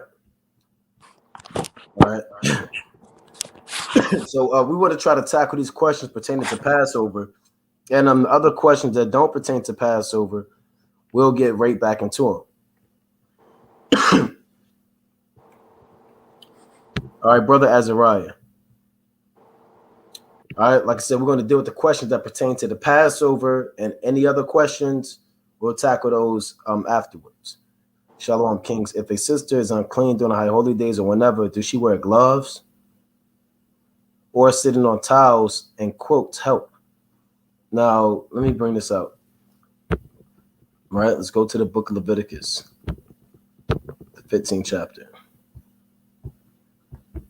All right, Leviticus chapter 15, and I'm going to start at verse 18 or 19, Salakia. And if a woman have an issue, and her issue in her flesh be blood, she shall be put apart 7 days, and whosoever toucheth her shall be unclean until the even. And everything that she lieth upon in her separation shall be unclean. Everything also that she sitteth upon shall be unclean. And whosoever toucheth her bed shall wash his clothes and bathe himself in water, and be unclean until the even. So the point of the matter, she's unclean regardless. So gloves and all of that isn't going to make her not unclean, right? She's still going to be unclean until the time of her separation is done. So rather you sit on a quilt or 1,000 blankets twice told, or have the thickest Kevlar oven mitt gloves on, that's still not going to make you clean, right? You're still, now the things that you touch aren't affected by your flesh, but you yourself are still unclean. So you're supposed to be put apart 7 days if you're unclean. You know? Brothers have something on that? Wow. All right. Okay, we got brothers in Chicago, right? So email us about that. Brother asks about brothers in Chicago. All right, let's deal with these questions. Most are willing. All right, we're still doing questions from 7:35, man. You know? All right, let's see. Questions. So from Marcus, will we eat in the kingdom? Right. Well, even though this doesn't pertain to Passover, we're not going to be vegetarians in the kingdom. Right. The animals aren't going to eat each other, but when you read Ezekiel chapter 45, 46, 47, we're still going to have to keep the Passover in the kingdom. We're going to have to keep the Feast of Tabernacles in the kingdom. You have certain holy days that require sacrifices, right? So we're still going to be eating meat in the kingdom. All right, let's see. I want to jump down. So Salaki, bear with us as we load these questions up. So most are willing, somebody who asks these questions are actually getting edified. All right, let's see. Get a few more. And we're trying not to skip any, but we do want to deal with the ones that pertain to Passover. All right, we want to deal with the questions that pertain to Passover. Yardan, say something real quick about Bashar while I find these questions. Khan. Passover is imperative that, and not only that, it's important that we go over these questions because a lot of Israel, we weren't raised up keeping a Passover. We was raised up keeping Easter, Flag Day, Arbor Day, things of that nature, things of the world. So coming to this truth, it's imperative that Israel asks as many questions as they possibly can. In fact, I have a precept in the Book of Baruch. Let me pull it. I'm going to say the 22nd chapter, if I'm not mistaken.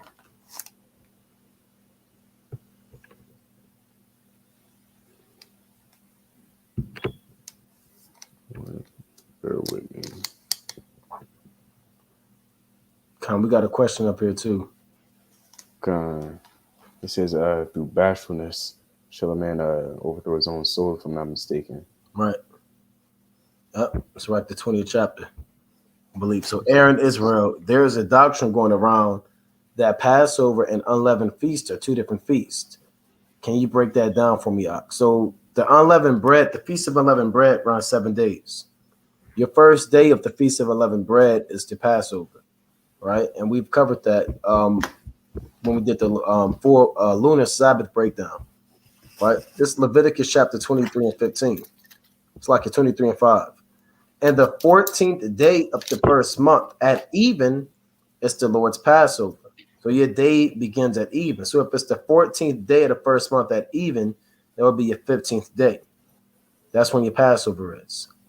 Verse 6. And on the 15th day of the same month, it's the Feast of Unleavened Bread unto the Lord. 7 days ye must eat unleavened bread. So the Lord said the feast runs 7 days, but the first day is the Passover. It's not like you got the Passover and the day after Passover, the Feast of Unleavened Bread begins. No, your Passover is the first day of the Feast of Unleavened Bread. But the Lord separates it because this meal, for lack of better terms, is set apart for the first day. And the other days that follow it, that's why on your Passover, you eat unleavened bread. Right? And then you eat unleavened bread the next day, and the next day, and the next day, etc., all the way until you get to the last day. So all it is just the first day of the Feast of Unleavened Bread.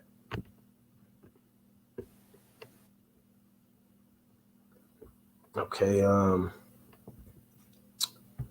Brother said, can you break down 22 and 36? I'm not sure what precept. You got to pull a book in the chapter, King. Okay. One deal with questions pertaining to Passover.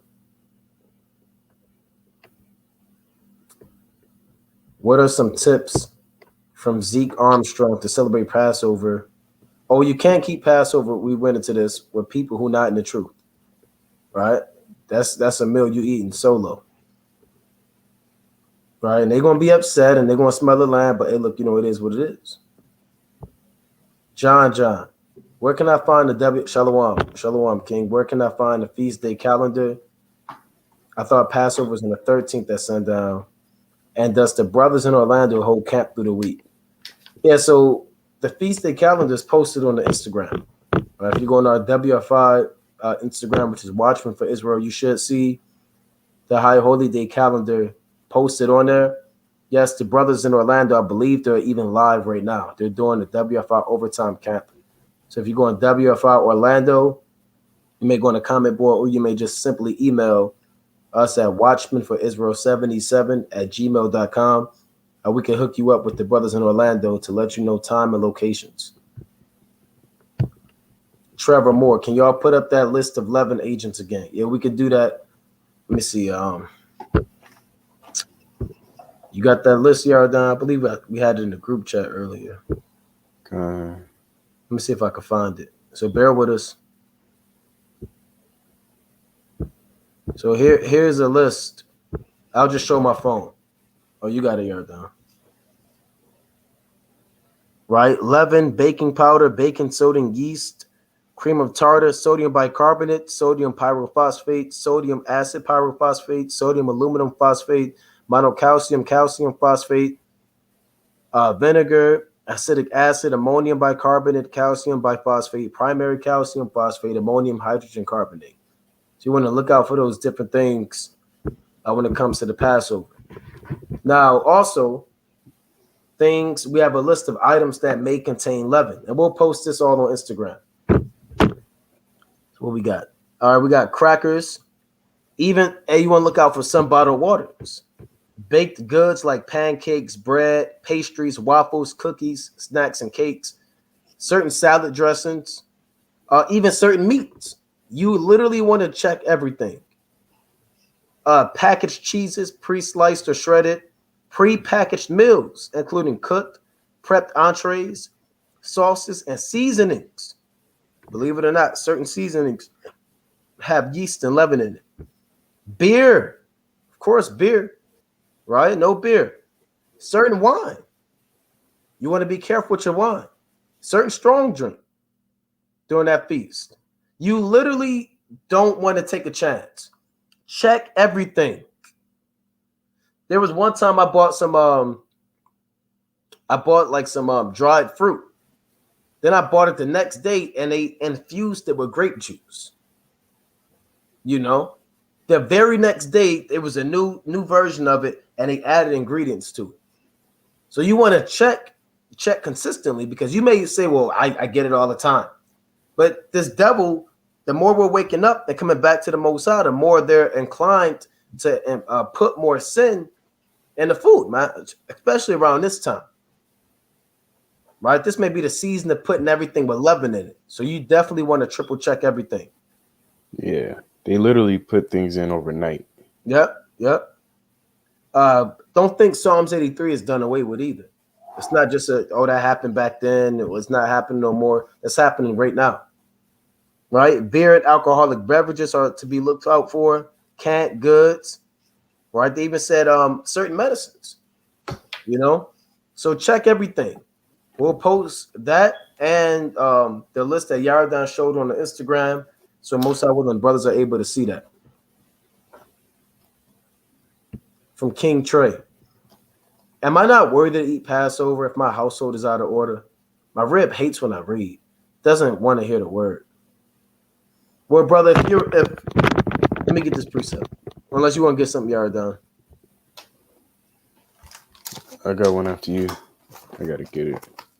All right, this is Micah chapter 7 and verse 6. For the son dishonoreth the father, and the daughter riseth up against her mother. The daughter-in-law against her mother-in-law, and a man's enemies are the men of his own house. So your wife can become your enemy because she's an enemy to Yahawashi. If she hates when you read and doesn't want to hear the word, that doesn't make you out of order, brother. Some brothers in the truth, their household will never quite be what another brother's household may be, right? Certain children are just out of order. Not everybody, when you come into the truth, you can't expect your household just to be in Yahawashi. Sometimes things take time. That's like it. Sometimes things take time, and sometimes certain brothers or certain women just don't come into this truth, you know? So if you're in order, brother, and you're sincere and you have examined yourself and you're keeping the commandments and you have repented, then you eat that Passover. She may not eat the Passover. That's nothing that the Lord said, let not your sins weigh you down. You know, you don't want to grieve over that, King, simply because your woman doesn't want to hear. Hey, it is what it is. You're going to eat that lamb and eat that Passover. Hey, she's not going to eat it. You know, but that's nothing to feel unworthy of simply because your woman is out of order. Now, if you never brought the truth out to your woman, you're encouraging her to sin and you don't correct her, then your house is out of order. But if you have reproved her, gave her a plethora of precepts, you know, tried to reform her mind according to the knowledge of the Most High God, and she has continued to rebel, you can't force somebody to come into this truth. The Lord said in John, let me get this in John chapter 6. This is John chapter 6 and 44. It reads, no man can come to me except the Father which hath sent me draw him, and I will raise him at the last day. So no man can come to Yahawashi except the Father draws him and pulls him to Yahawashi. You can't pull anybody to Yahawashi. They have to be chosen by the Heavenly Father and brought directly to the Son of Man. You know? You got something, Yardan? God, this is Philippians chapter 4, verse 22.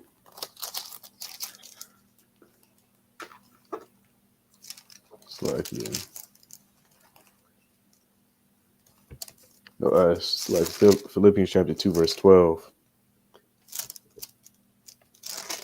Wherefore, my beloved, as ye have always obeyed, not as in my presence only, but now much more in my absence, work out your own salvation with fear and trembling. You know, there's only so much that you can do in a household, you know, in terms of trying to raise them up, build them up through the Spirit, pray with them, fast with them. There's only so much you can do. Wow, see that? That's right. And even the author today said one Passover, my cousin was claimed she was in the truth, held Passover at her home in New York. I get there and she wasn't taking it serious at all. She gets up in my face with a box of Jiffy cornbread asking me to bake it for her. Of course, I left immediately, spent the rest of Passover in a hotel. Be careful who you keep Passover with. See that? Passover war stories, man. So let's from this guy. I don't have enough faith. What does that mean if I keep the law and ordinances? Right? Well, if you don't have enough faith, you have to pray for more faith. Right? You have to pray for more faith, and we'll show you through the Spirit how your faith is supposed to be increased. Right? I got a precept after you. Come on, let me get this real quick. Salakia. This is Luke chapter 17 and 5. And the apostle said unto the Lord, increase our faith. So you have to pray that your faith is increased. Right? You don't get a great amount of faith overnight. Now, some men get it as a gift, a spiritual gift, according to the Most High's mercy and foreknowledge. Other men, you know, you have to strive and get your faith increased. Your faith increases by prayer, by fasting, but also when you go to Romans the 10th chapter, let's go to Romans chapter 10. Right?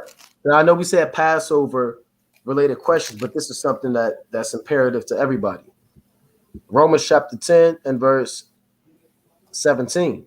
So then faith cometh by hearing, and hearing by the word of God. So the more you watch the videos, the more you read, the more you get into the word and read these accounts of the Most High and read what the Heavenly Father has done for our forefathers and read the judgments of the Most High, the more you begin to believe. And the Most High will honor you hearing the videos and watching and studying, and you begin to learn more and more. And the more you learn, the more you believe.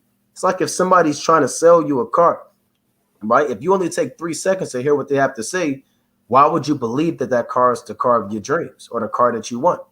If you constantly you hear them 5 seconds or 6 seconds, but if you sit there and listen to that guy, give that guy 30 minutes, man, you'll be sold, man. You'll hear some things that you didn't know, right? Give that guy an hour, man. You might want 2 of those cars, but if you get that guy 5 seconds of your time, why would you believe that that's the car that you need? And that's dealing with earthly carnal things. How much more the Most High? If you only get a Lord 10 seconds, how can you really believe? You only get a Lord 1 chapter a day. Your faith isn't going to be on the level that you want it to be on.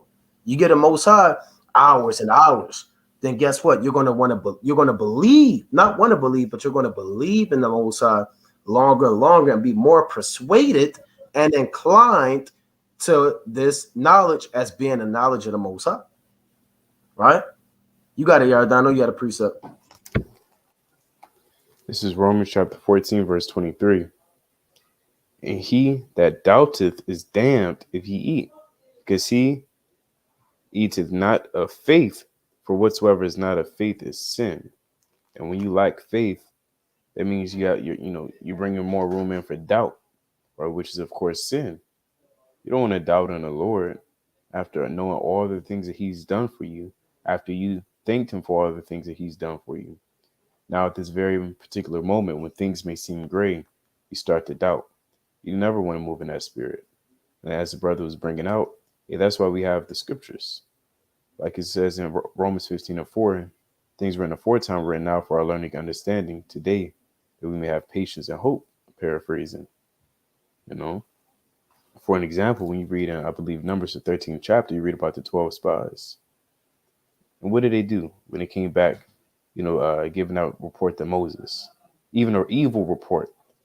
They told him a whole lot of BS. These men are strong. They were towering us. They have right cities. Right. They have X, Y, and Z. They're too strong. After Moses said, be of good courage. You got to put it all together. They just got done leaving Egypt.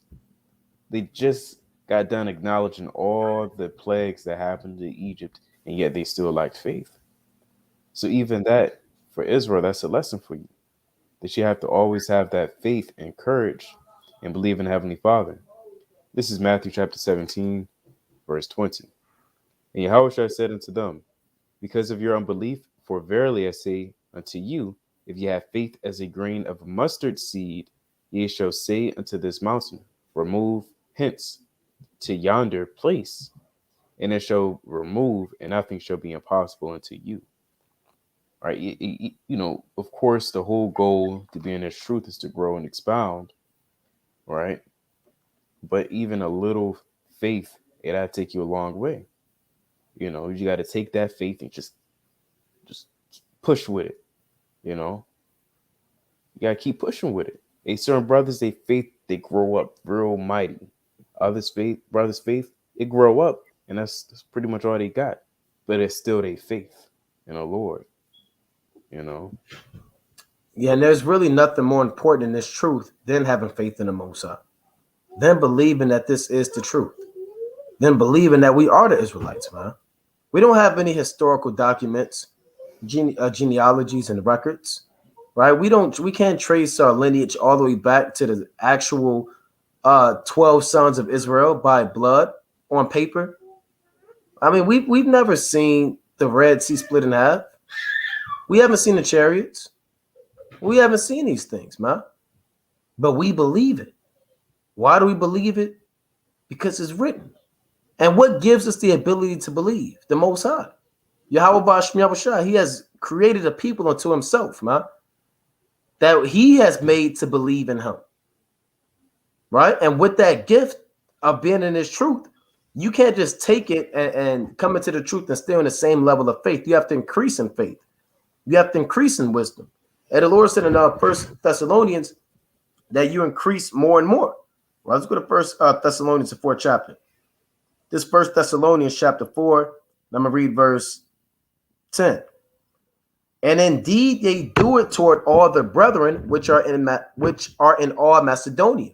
But we beseech you, brethren, that ye increase more and more. You should be increasing in faith by prayer and fasting, reading, studying, watching the videos, getting into the word. You should increase in faith, or it's like increasing the wisdom, increasing knowledge, increasing brotherly love. Now you said, what does it mean if I keep the law and ordinances? Well, the laws and the commandments are found all throughout the Bible, starting from Genesis. So you have to read the law. We have WFI Torah sessions on the Cold Cuts page. So you have to keep the laws and commandments to show your obedience to the Most High by upholding your end of this covenant through faith. You know? So let's move on. Okay, from what happens if I don't pray enough? Well, let me get this precept in 1 Thessalonians 5. Right? First, now the minimum is at least 3 times a day. That's the bare minimum. Right? This let me get that in Psalms chapter 55. That's the bare minimum. Psalms chapter 55 and verse 17. Evening and morning and at noon will I pray and cry aloud, and he shall hear my voice. So evening time, when the sun go down, morning, right? And at noon, you want to pray to the Most High. But you should also pray without ceasing. Let me get that meaning non-stop. This is Luke chapter 18 and 1. It reads, and he spake a parable unto them to this end, that men ought always to pray and not faint. And if you're not praying, you're going to faint. Like I always use the example, if your phone isn't plugged up to the charger, it's only a matter of time before it dies.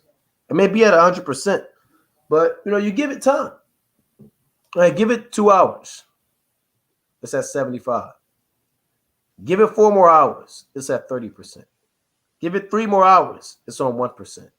If your phone isn't plugged into the charger, surely it will die, and definitely not instantly. So shall it be with man. If man is not in tune and plugged into Yahawashi, your spirit is slowly just going to deteriorate, right? If you're not praying, you're going to feel off. You're going to feel like off balance. You're not going to want to read. You're not going to remember the works of the Most High. You're going to forget the precepts. You're going to drift off back into darkness like a phone battery that dies throughout the day. You definitely have to pray. That's why the Lord said men ought to always pray and not faint. To prevent you from fainting, prayer is your strength.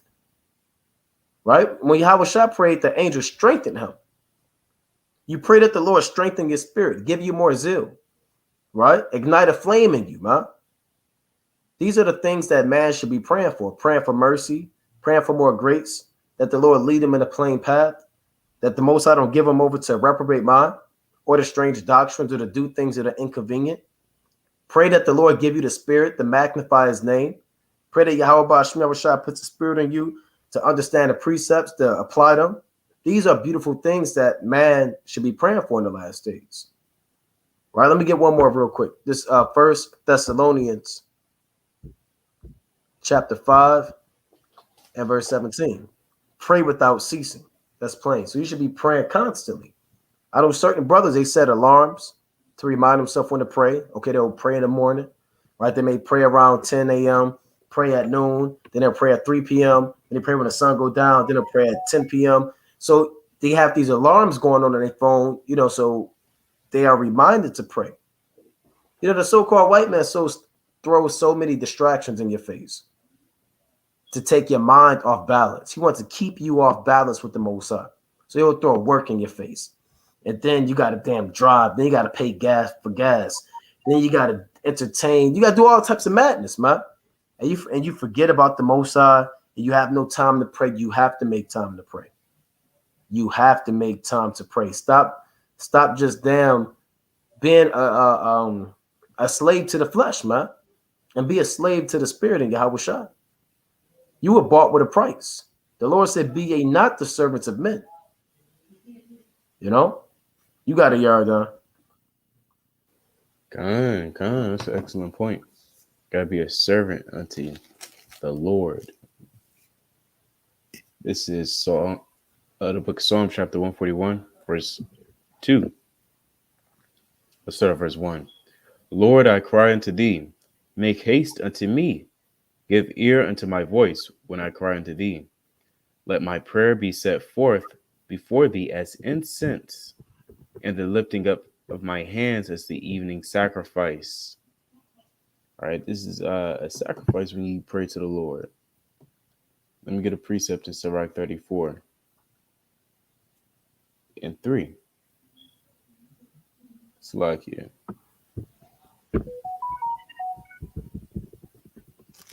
45 and damn, I just added Slakia. Which one are you looking for? Oh, it was 34. 34. It's like 35 and 4. Thou shalt not appear empty before the Lord, for all these things are to be done because of the commandment. Right? You can't appear empty before the Heavenly Father. All right. So if the Lord, requires you that you do X, Y, and Z, then you have to do it. You shouldn't be slacking in anything, whether it be prayer, alms, charity, studying, reading. You can't be slacking anything. You have to do the work, and prayer is for part of the work. That's right. Hey, the Lord said there are certain men that labor in prayers, man. You have to pray and labor in prayer, right? So, like I said, the questions we want to deal with are pertaining to Passover, but through discernment, that's a beautiful question. Is it a sin to marry your second cousin? Like I said, we're going to deal with questions like that later, most I willing. Let's see, any other questions dealing in the Passover? You want to make sure, that's why we extended the lesson a little bit longer, to make sure we actually getting these questions, so we're not cutting it short. Right? Usually we run this lesson for about 2.5 hours, but we want to work OT, most I willing. Let's see, any other questions pertaining to Passover? I don't believe in Yahawashi, but I keep the law. Right? I still keep the Passover. Well, it's no point. I mean, there's really no point, because the Yahawashi is our Passover. So let me get that in 1 Corinthians, the 5th chapter. Right? I mean, that's madness. Just straight up and down, it's just absolute madness. Right? This is 1 Corinthians chapter 5 and verse 8. 5 and 7. Purge out therefore the old leaven, that ye may be a new lump, as ye are unleavened, for even Hamashiach, our Passover, is sacrificed for us. So you have to believe in Yahawashi. If you don't believe in Yahawashi, you're going to be utterly destroyed with fire and brimstone and slain with the sword. The Lord said, but those mine enemies, which were not that I should reign over them, bring hither and slay them before me. So if you don't want the Lord to reign over you, you're going to be destroyed by the Lord. All right, so let's move on. From this guy. What prayer do I pray on Passover? Do I just say whatever I feel or something? You want to deal with that, Yarda? And you throw up a prayer, of course, for the Heavenly Father. It's like you thank him, that you even allowed to participate in this Passover, because he could have, definitely took away your life yesterday, the day before, and not only that, what we do is traditionally we'll read the first 12 books of Exodus, going into the Passover, right, touching on everything, the accounts, and what our forefathers was doing, what was said, the whole nine, just so we can get in the spirit and understand what this is really about. You know, that's what it's all about, to know what you're doing. You don't want to do anything blindly. You don't want to keep the commandments blindly. You should want to know why you're doing it. You know, what's the history behind it. After all, this is your culture. So, you know, of course, throw up, you know, thanks to the Heavenly Father. You know, you can pray for Israel. You know, you can pray to stay in the spirit and to endure and to make it to the next Passover as well, should we be here. Because, right. you know, Israel takes this very lightly. It's not a, yeah, I made it to the Passover. No, the Most High allowed you to make it to the next Passover. And that's a very solemn feast. It's very serious. You know, it changed over time, because in the ancient world, it wasn't so, you know, and they all, you know, it wasn't as solemn. It was rejoicing, really. It was, yeah, we out of here. We out of here. You know, it's the same feeling like 2 minutes before detention's over. That's how they felt in Egypt. You know, yeah, we out of here. Only a few more minutes. We out of here. You know. So. That's right. That's right. You got the Lord's Prayer, right? You can't go wrong with the Lord's Prayer. Psalms 51. And we, you know, you can write out your own prayer, man, in Hebrew. Or, you know, get into this thing, man. We have prayers that we have, you know, there's plenty of prayers that you can throw up. You don't want to just say what you feel.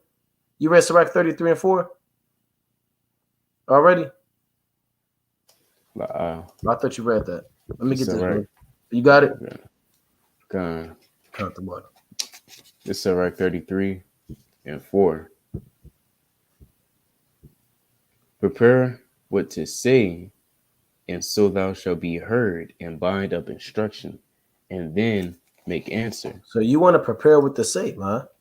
You don't just want to say what's on your heart and say what's on your, how you feel. Whenever you're praying to the Most High, premeditate on it, man.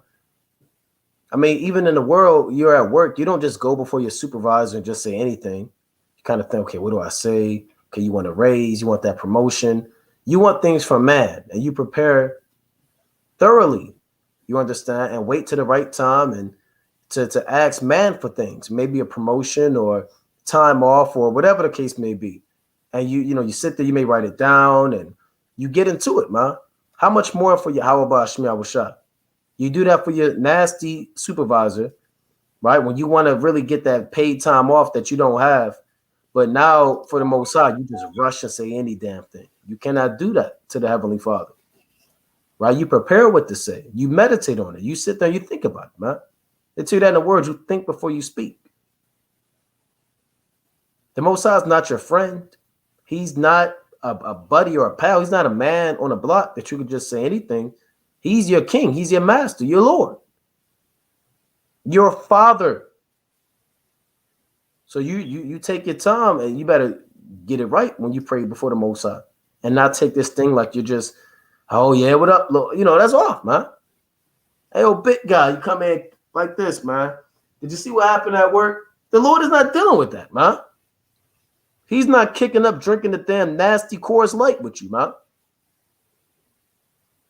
He sits on a throne, and we need to act like it. You got something? If somebody sit on a throne, you don't come to him and meet him as a mortal man, right? As just a regular guy. It's like that in the ancient world. You know, you read about that with Nathaniel. You know, he didn't just come to David. You're off. Yep. You're out of here. You got to be put to death, David. He didn't say none of that. Right. You know, he entreated him, you know, as the king that he is. And you have to do the same with the Heavenly Father. How much more the Heavenly Father, seeing he is your creator. That's right. So from Yariah, Judah, Israel, can you still eat regular food for the Feast of Unleavened Bread, or is it only unleavened bread after Passover? You can eat regular food, but it can't have leaven in it. All right, that's plain. Okay, what bitter herbs can we use again? We're gonna make a list for that too, right? But you can use horseradish, mugwort, wormwood, lemongrass. What else you got? You got a list? Okay, well, those are a few. No, you can't eat spinach. It's not bitter herbs. Brussels sprouts, because you don't like them. So you want to finally get them out the way. No, that's not asparagus, right? Those aren't bitter herbs, man. You know, lima beans, because your grandma used to make when you was young, and now you want to finally get them on your plate. No, your lamb, you can't have lamb and lima beans, man. Like a creep. You want to have some bitter herbs because it's a reminder of the hardcore bondage, right? That we were in. So you want to get the most bitter herbs, man. We always recommend horseradish, right? That's very bitter. Let's see what else we got. Yeah, certain wines have yeast in it. Beers have yeast in it. Are we kind of catching up? All right. Zeke Armstrong. What happens to family who didn't know the truth and never heard it when they died? Well, they're going to be destroyed. Right? When they die, they're going to be destroyed when Yahawashi returns, but they're going to be born in the kingdom of heaven as the offspring of the elect. Right? Let me get that real quick in Isaiah. This is Isaiah chapter 22 and 14. It reads, "And it was revealed in mine ears by the Lord of hosts, surely this iniquity shall not be purged from you till ye die." So the sins of the 2/3 are going to be purged from them once they die. Once those sins are purged out and they die, then they're going to be born back on the earth as the offspring of the 1/3. But if you have a family who haven't heard the truth and don't know about it, they're still going to be destroyed by the Most High. What does it matter whether the earth is flat or round? Well, this is a highly debated topic, in Israel and amongst the world at certain communities. But when you read the account of Genesis, the first chapter, and many other precepts, the so-called white man's concept and model of the universe does not add up to the Bible, right? So for precepts, like the precepts explain the layout of the earth. Or you read Job, 26, Job 37, 16 on down. You read Genesis, the first chapter, the sun and the moon within the firmament, not 93 million miles away.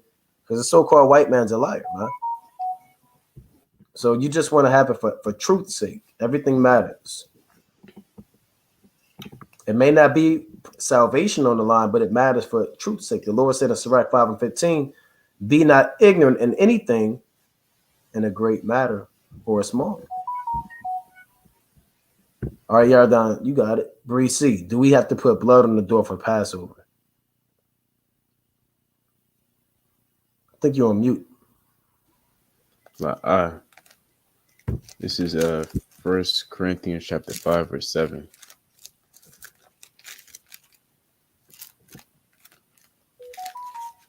But first I'm going to get John 1 and 29.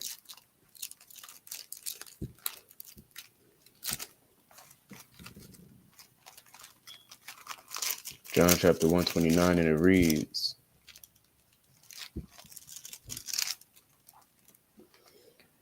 "The next day John seeth Yahawashi coming unto him, and saith, Behold, the Lamb of God, which taketh away the sin of the world." Right? And we know on a spiritual level, Yahawashi, he's that Passover lamb. He's that lamb. And what did you have to do? You gotta get the blood, put it over your doorpost. We drink of that wine, and participate in the Passover. Our doorposts of our mind, we're covered. We're covered by the blood of Yahawashi. And this is 1 Corinthians chapter 5, verse 7. "Purge out therefore the old leaven, that ye may be a new lump, as ye are unleavened. For even Hamashiach, our Passover, is sacrificed for us." So he's the sacrifice. So, that also means that you don't have to, do actually get the lamb, a physical lamb on earth, a ewe lamb, and kind of do the blood thing all over again. Right. Yeah. Christ is the Passover. You don't have to go up to the third heaven, ask the Lord for a pint of blood, go back down, and put some on your apartment door. You know, all of that's you don't have to do that. Verse 8. Therefore, let us keep the feast not with old leaven, neither with the leaven of malice and wickedness, but with the unleavened bread of sincerity and truth. That's right. And you're going to get a lot of strange knocks on your door with that blood. I was just about to say, you're going to get citations or what's the word? You know, strange knocks, like the brother said. People might throw you to jail, and they're going to want answers. Right? Don't let their children be missing. Right? Your people word is going out, and the police still knock on your door and ask you questions about this blood. All right. You know, so you just want to use wisdom. Should you always start off with the Lord's Prayer or start praying? You don't have to start off with the Lord's Prayer. You understand? Because you can make a petition to the Most High, supplication. You could thank the Most High, but you should have the Lord's Prayer in all of your prayers. Miss Nita, do I have to fellowship? There is no camps in my city. The closest I know is about 2 hours away. Hey, 2 hours ain't nothing, sister. All right?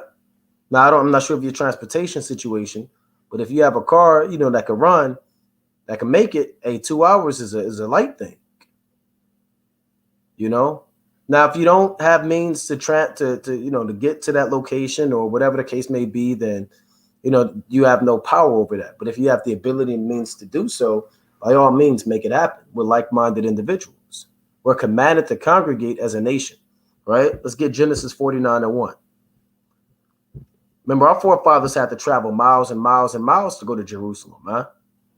Right? They had to go to Jerusalem 3 times a year when you read Deuteronomy chapter 16 and 16. For the Feast of Unleavened Bread, for the Feast of Weeks, what the world calls Pentecost, or the Bible calls Pentecost in the New Testament, and the Feast of Tabernacles. And they would travel, on foot, horseback, for days. So 2 hours, is nothing, right, in the eyes of the Lord. This is Genesis chapter 49:1.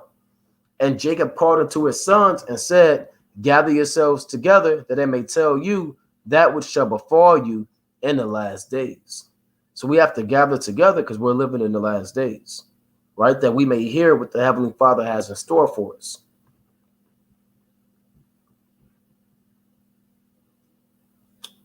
Okay, Nathanael, right? That would be Nathaniel in the Hebrew, right? And was that the power with what? It means God gives, or God has given us. Nathan is give, like we do the Lord's Prayer, etc. So it means give us God. That's a mighty name. God has given us. So that's what it means. Nathan come, right? Give us our daily bread. All right. Okay, from St. Mark. I'm down here in Macapa, Brazil. I haven't found kosher wine anywhere. What do I do? That's a tough. Oh, go ahead, Yardan. I was going to say, exert all your options. I'm sure you're trying your best. I'm not sure how Amazon worked down there, or if y'all have anything similar to Amazon, but I would definitely try. What do they call them? What is Amazon? You can do it like a distributor, you know, or see if you could try to order some, or Walmart. You can get stuff on Walmart online that they don't typically sell in the store. I would think that they have some kosher wine down there. Yeah, you never know. Do yeah. Really, if you may be overlooking it too, because kosher wines are usually Magen David, Manny Shevitz. Those are 2 of the main kosher wines I know. So just in case you may have overlooked those, brother, those are kosher wines. And you also ultimately, if you get to the day of the Passover and you can't find any wine, that's where mercy and grace comes in. Right? You're in a situation, you may be in that bind. Is corn tortillas considered unleavened? I believe so, if I'm not mistaken. You just got to look on the back. Certain tortillas have yeast in it, some don't. All right, now we're going through these rapid fire. How long does leaven have to stay at the house? 7 days. Do we have to blow the shofar on Passover? You don't have to if you want to. All praise to the Most High. All right. So unleavened bread should be ate and celebrated April 14th at sundown, brother. April 14th at sundown. That's the day we're keeping Passover. All right. I'm going to answer that. What do I do for Passover since I'm not a part of the camp? I'm going to get to that, Lord willing. We went over bitter herbs. We went over horseradish, mugwort, wormwood, dandelion, lemongrass. Right? You want to clean. That's a good point right here. You want to clean out your ovens, all your drawers and cabinets, your toasters. That's an excellent point. You want to clean out everything.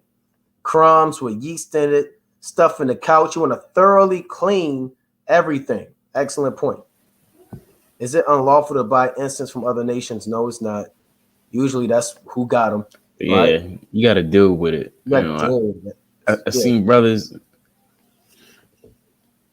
got testimonies, man, where they had to go in the stores and they seen a lot of how do I put it? Some bad paraphernalia, some bad items and artifacts in stores.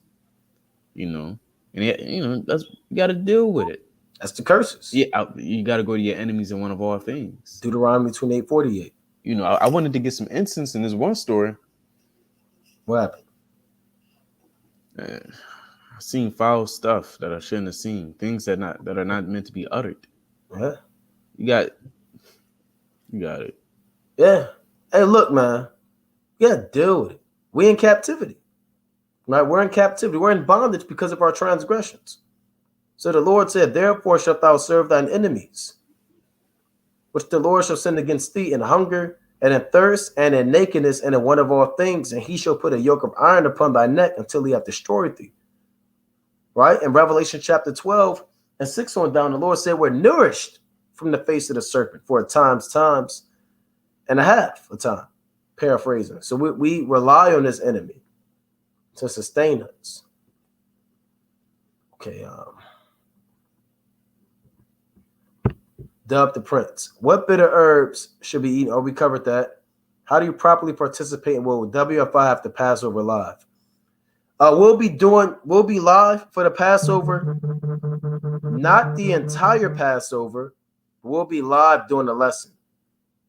Right? We'll be doing a lesson on the Passover live, but we won't, everything else, we kind of in-house. Right? We're in-house about the Passover, but we will do a live lesson. Right? It's still up in the air. We're still meditating on it, but we normally keep things very wrapped tight. But we may do a live lesson on the Passover. It's all according to the Spirit. All right. On what day do we prepare the lamb? All right. Well, you prepare your lamb right before you slaughter it, right? You should be prepping your lamb. The Lord says the 10th day, with an actual lamb, but dealing with meat and a refrigeration process and they going old. You want to get your lamb ready the hours before the sun goes down on Passover. Okay. Gadol, Kabad, Ibad. Yeah, I don't know if I know I'm answering a lot. If you want to get in there, by all means. I don't know if you answered this in the live already. What can especially children in the truth do if they can't keep Passover because their parents aren't in the truth? That's tough. I was in that situation. I couldn't do too much.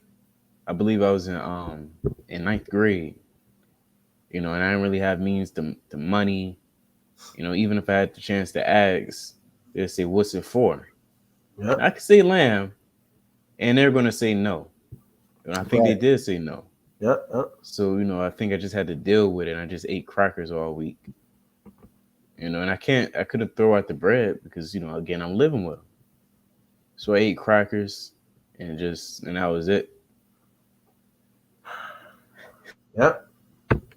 Here's a beautiful bitter herb list: chamomile, dandelion, milk thistle, golden seal, peppermint, chicory, wormwood, angelica, mugwort, genitin, horehound, valerian, and more. Now, the main ones, I would take away from that. That's a good list, but you got horseradish, ginger root, dandelion, mugwort, and wormwood. You want the most bitter herbs.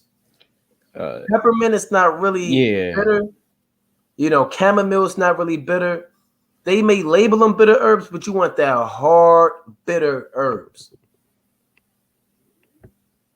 All right. Let's see what else we got. What else we got? Is there anybody in San Antonio or Austin? All right. Should we use the blood on the package of the raw lamb? If you want to do that, you can do that. All right. Or if you don't have no blood lamb, you can put some red tape on your door. You want to kind of get into it. How do you say Uriel in the Hebrew? That's Aor Ya'ala, which means the light of God or the light of the Most High. Is kosher wine from them safe? It's like it's kosher wine. I need more. Yeah, we need more. Will Israelites get judged for keeping the lunar Sabbath? That's according to the will of the Most High. If you know that the Sabbath is not based off the moon, but you do it for vanity's sake, then you're going to be jammed up. If you believe that and you're sincere in your heart, it's up to Yahawashi to give you mercy and or not. So the Most High is going to work all things out in the kingdom. But the Lord said, damned if he eateth not. So if you really don't believe it, but you're doing it, then you're definitely not going to make it.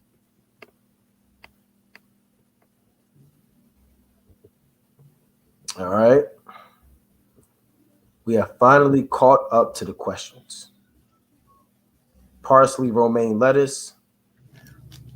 No, those aren't bitter herbs. Do you think Jacob's trouble is near? Most High willing. Right? So with that, there's some questions we weren't able to get to. We did want to touch on everything pertaining to Passover. If we missed your question or skipped it or overlooked it, hit us up on Instagram, right? I'll be on there right after this live answering as many questions as I can, right? Stand up as late as I can, Most High willing, to be able to get these questions done and set some things in order, man. But we could bring out some closing precepts. Now, we won't do the call tonight. Normally, we do the call. Since we extended the class for an additional hour or so, you brothers that normally watch, we don't run a call once we run this live a little bit longer. But if you do have questions and you wanted to ask them on a call, just hit us up on Instagram or even email, and we'll deal with that immediately, Most High willing. Okay. You got any closing precepts, Yaradan? You on mute, King. God.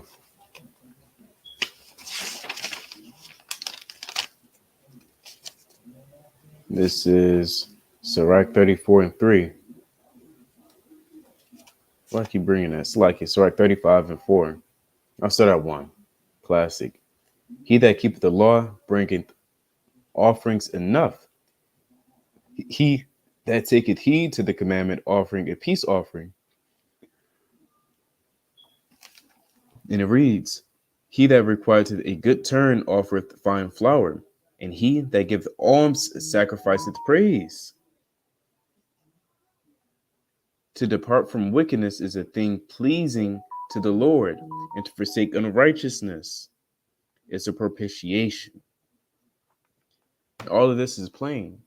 All right, to depart from wickedness, and that's the thing pleasing to the Heavenly Father. All right, to depart from sin, like it says in Sirach 21. Thou shalt not appear empty before the Lord. And it's saying that because if the Lord told you to do X, Y, and Z, he told you to go into the vineyard. He told you to gather the sheep. He told you to expand and multiply the talents. He told you to do the work. But are you going to do it? Are you going to have your hands full of your works? Are you going to have all the things that the Lord required of you before him on the altar? Or is it going to be lacking in all things? So that's something to ask yourself as the Passover approaches.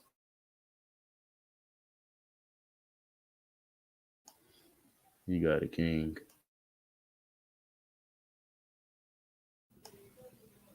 All right, Yaradan. What's your Instagram? Huh? Your Instagram is Yaradan25, right? 525. Yaradan525. All right. So if you have any questions, we'll put these the Instagram up so you can hit us up on Instagram. We also have the email, which we always post as well, which is Watchmen for Israel 77 at gmail.com. Right? You'll see that in the comment board as well. So you have Watchmen for Israel 77 at gmail.com, as well as you can hit us up on social media. And I want to get this precept. This is the Book of Revelation, chapter 22 and 12. It reads, "And behold, I come quickly, and my reward is with me, to give every man according as his work shall be." So take the due diligence to examine yourself, to meditate, to pray, to fast, to keep the commandments, to catch fire, to go harder for Yahawashi. You're living in the last days. Passover is right around the corner, and we want to make sure we're found worthy in the day of judgment and every day, and chiefly in the days to come. So with that, make sure that you're, again, waxing strong in the Lord, and whatever work you put out there, righteous or wicked, the Most High is going to pay you back according to your righteousness and increase you or destroy you according to your wickedness. With that, Brother Naquam, Brother Yaradan. Most High willing you was edified. Kwam Yashala. Shalom. Shalom.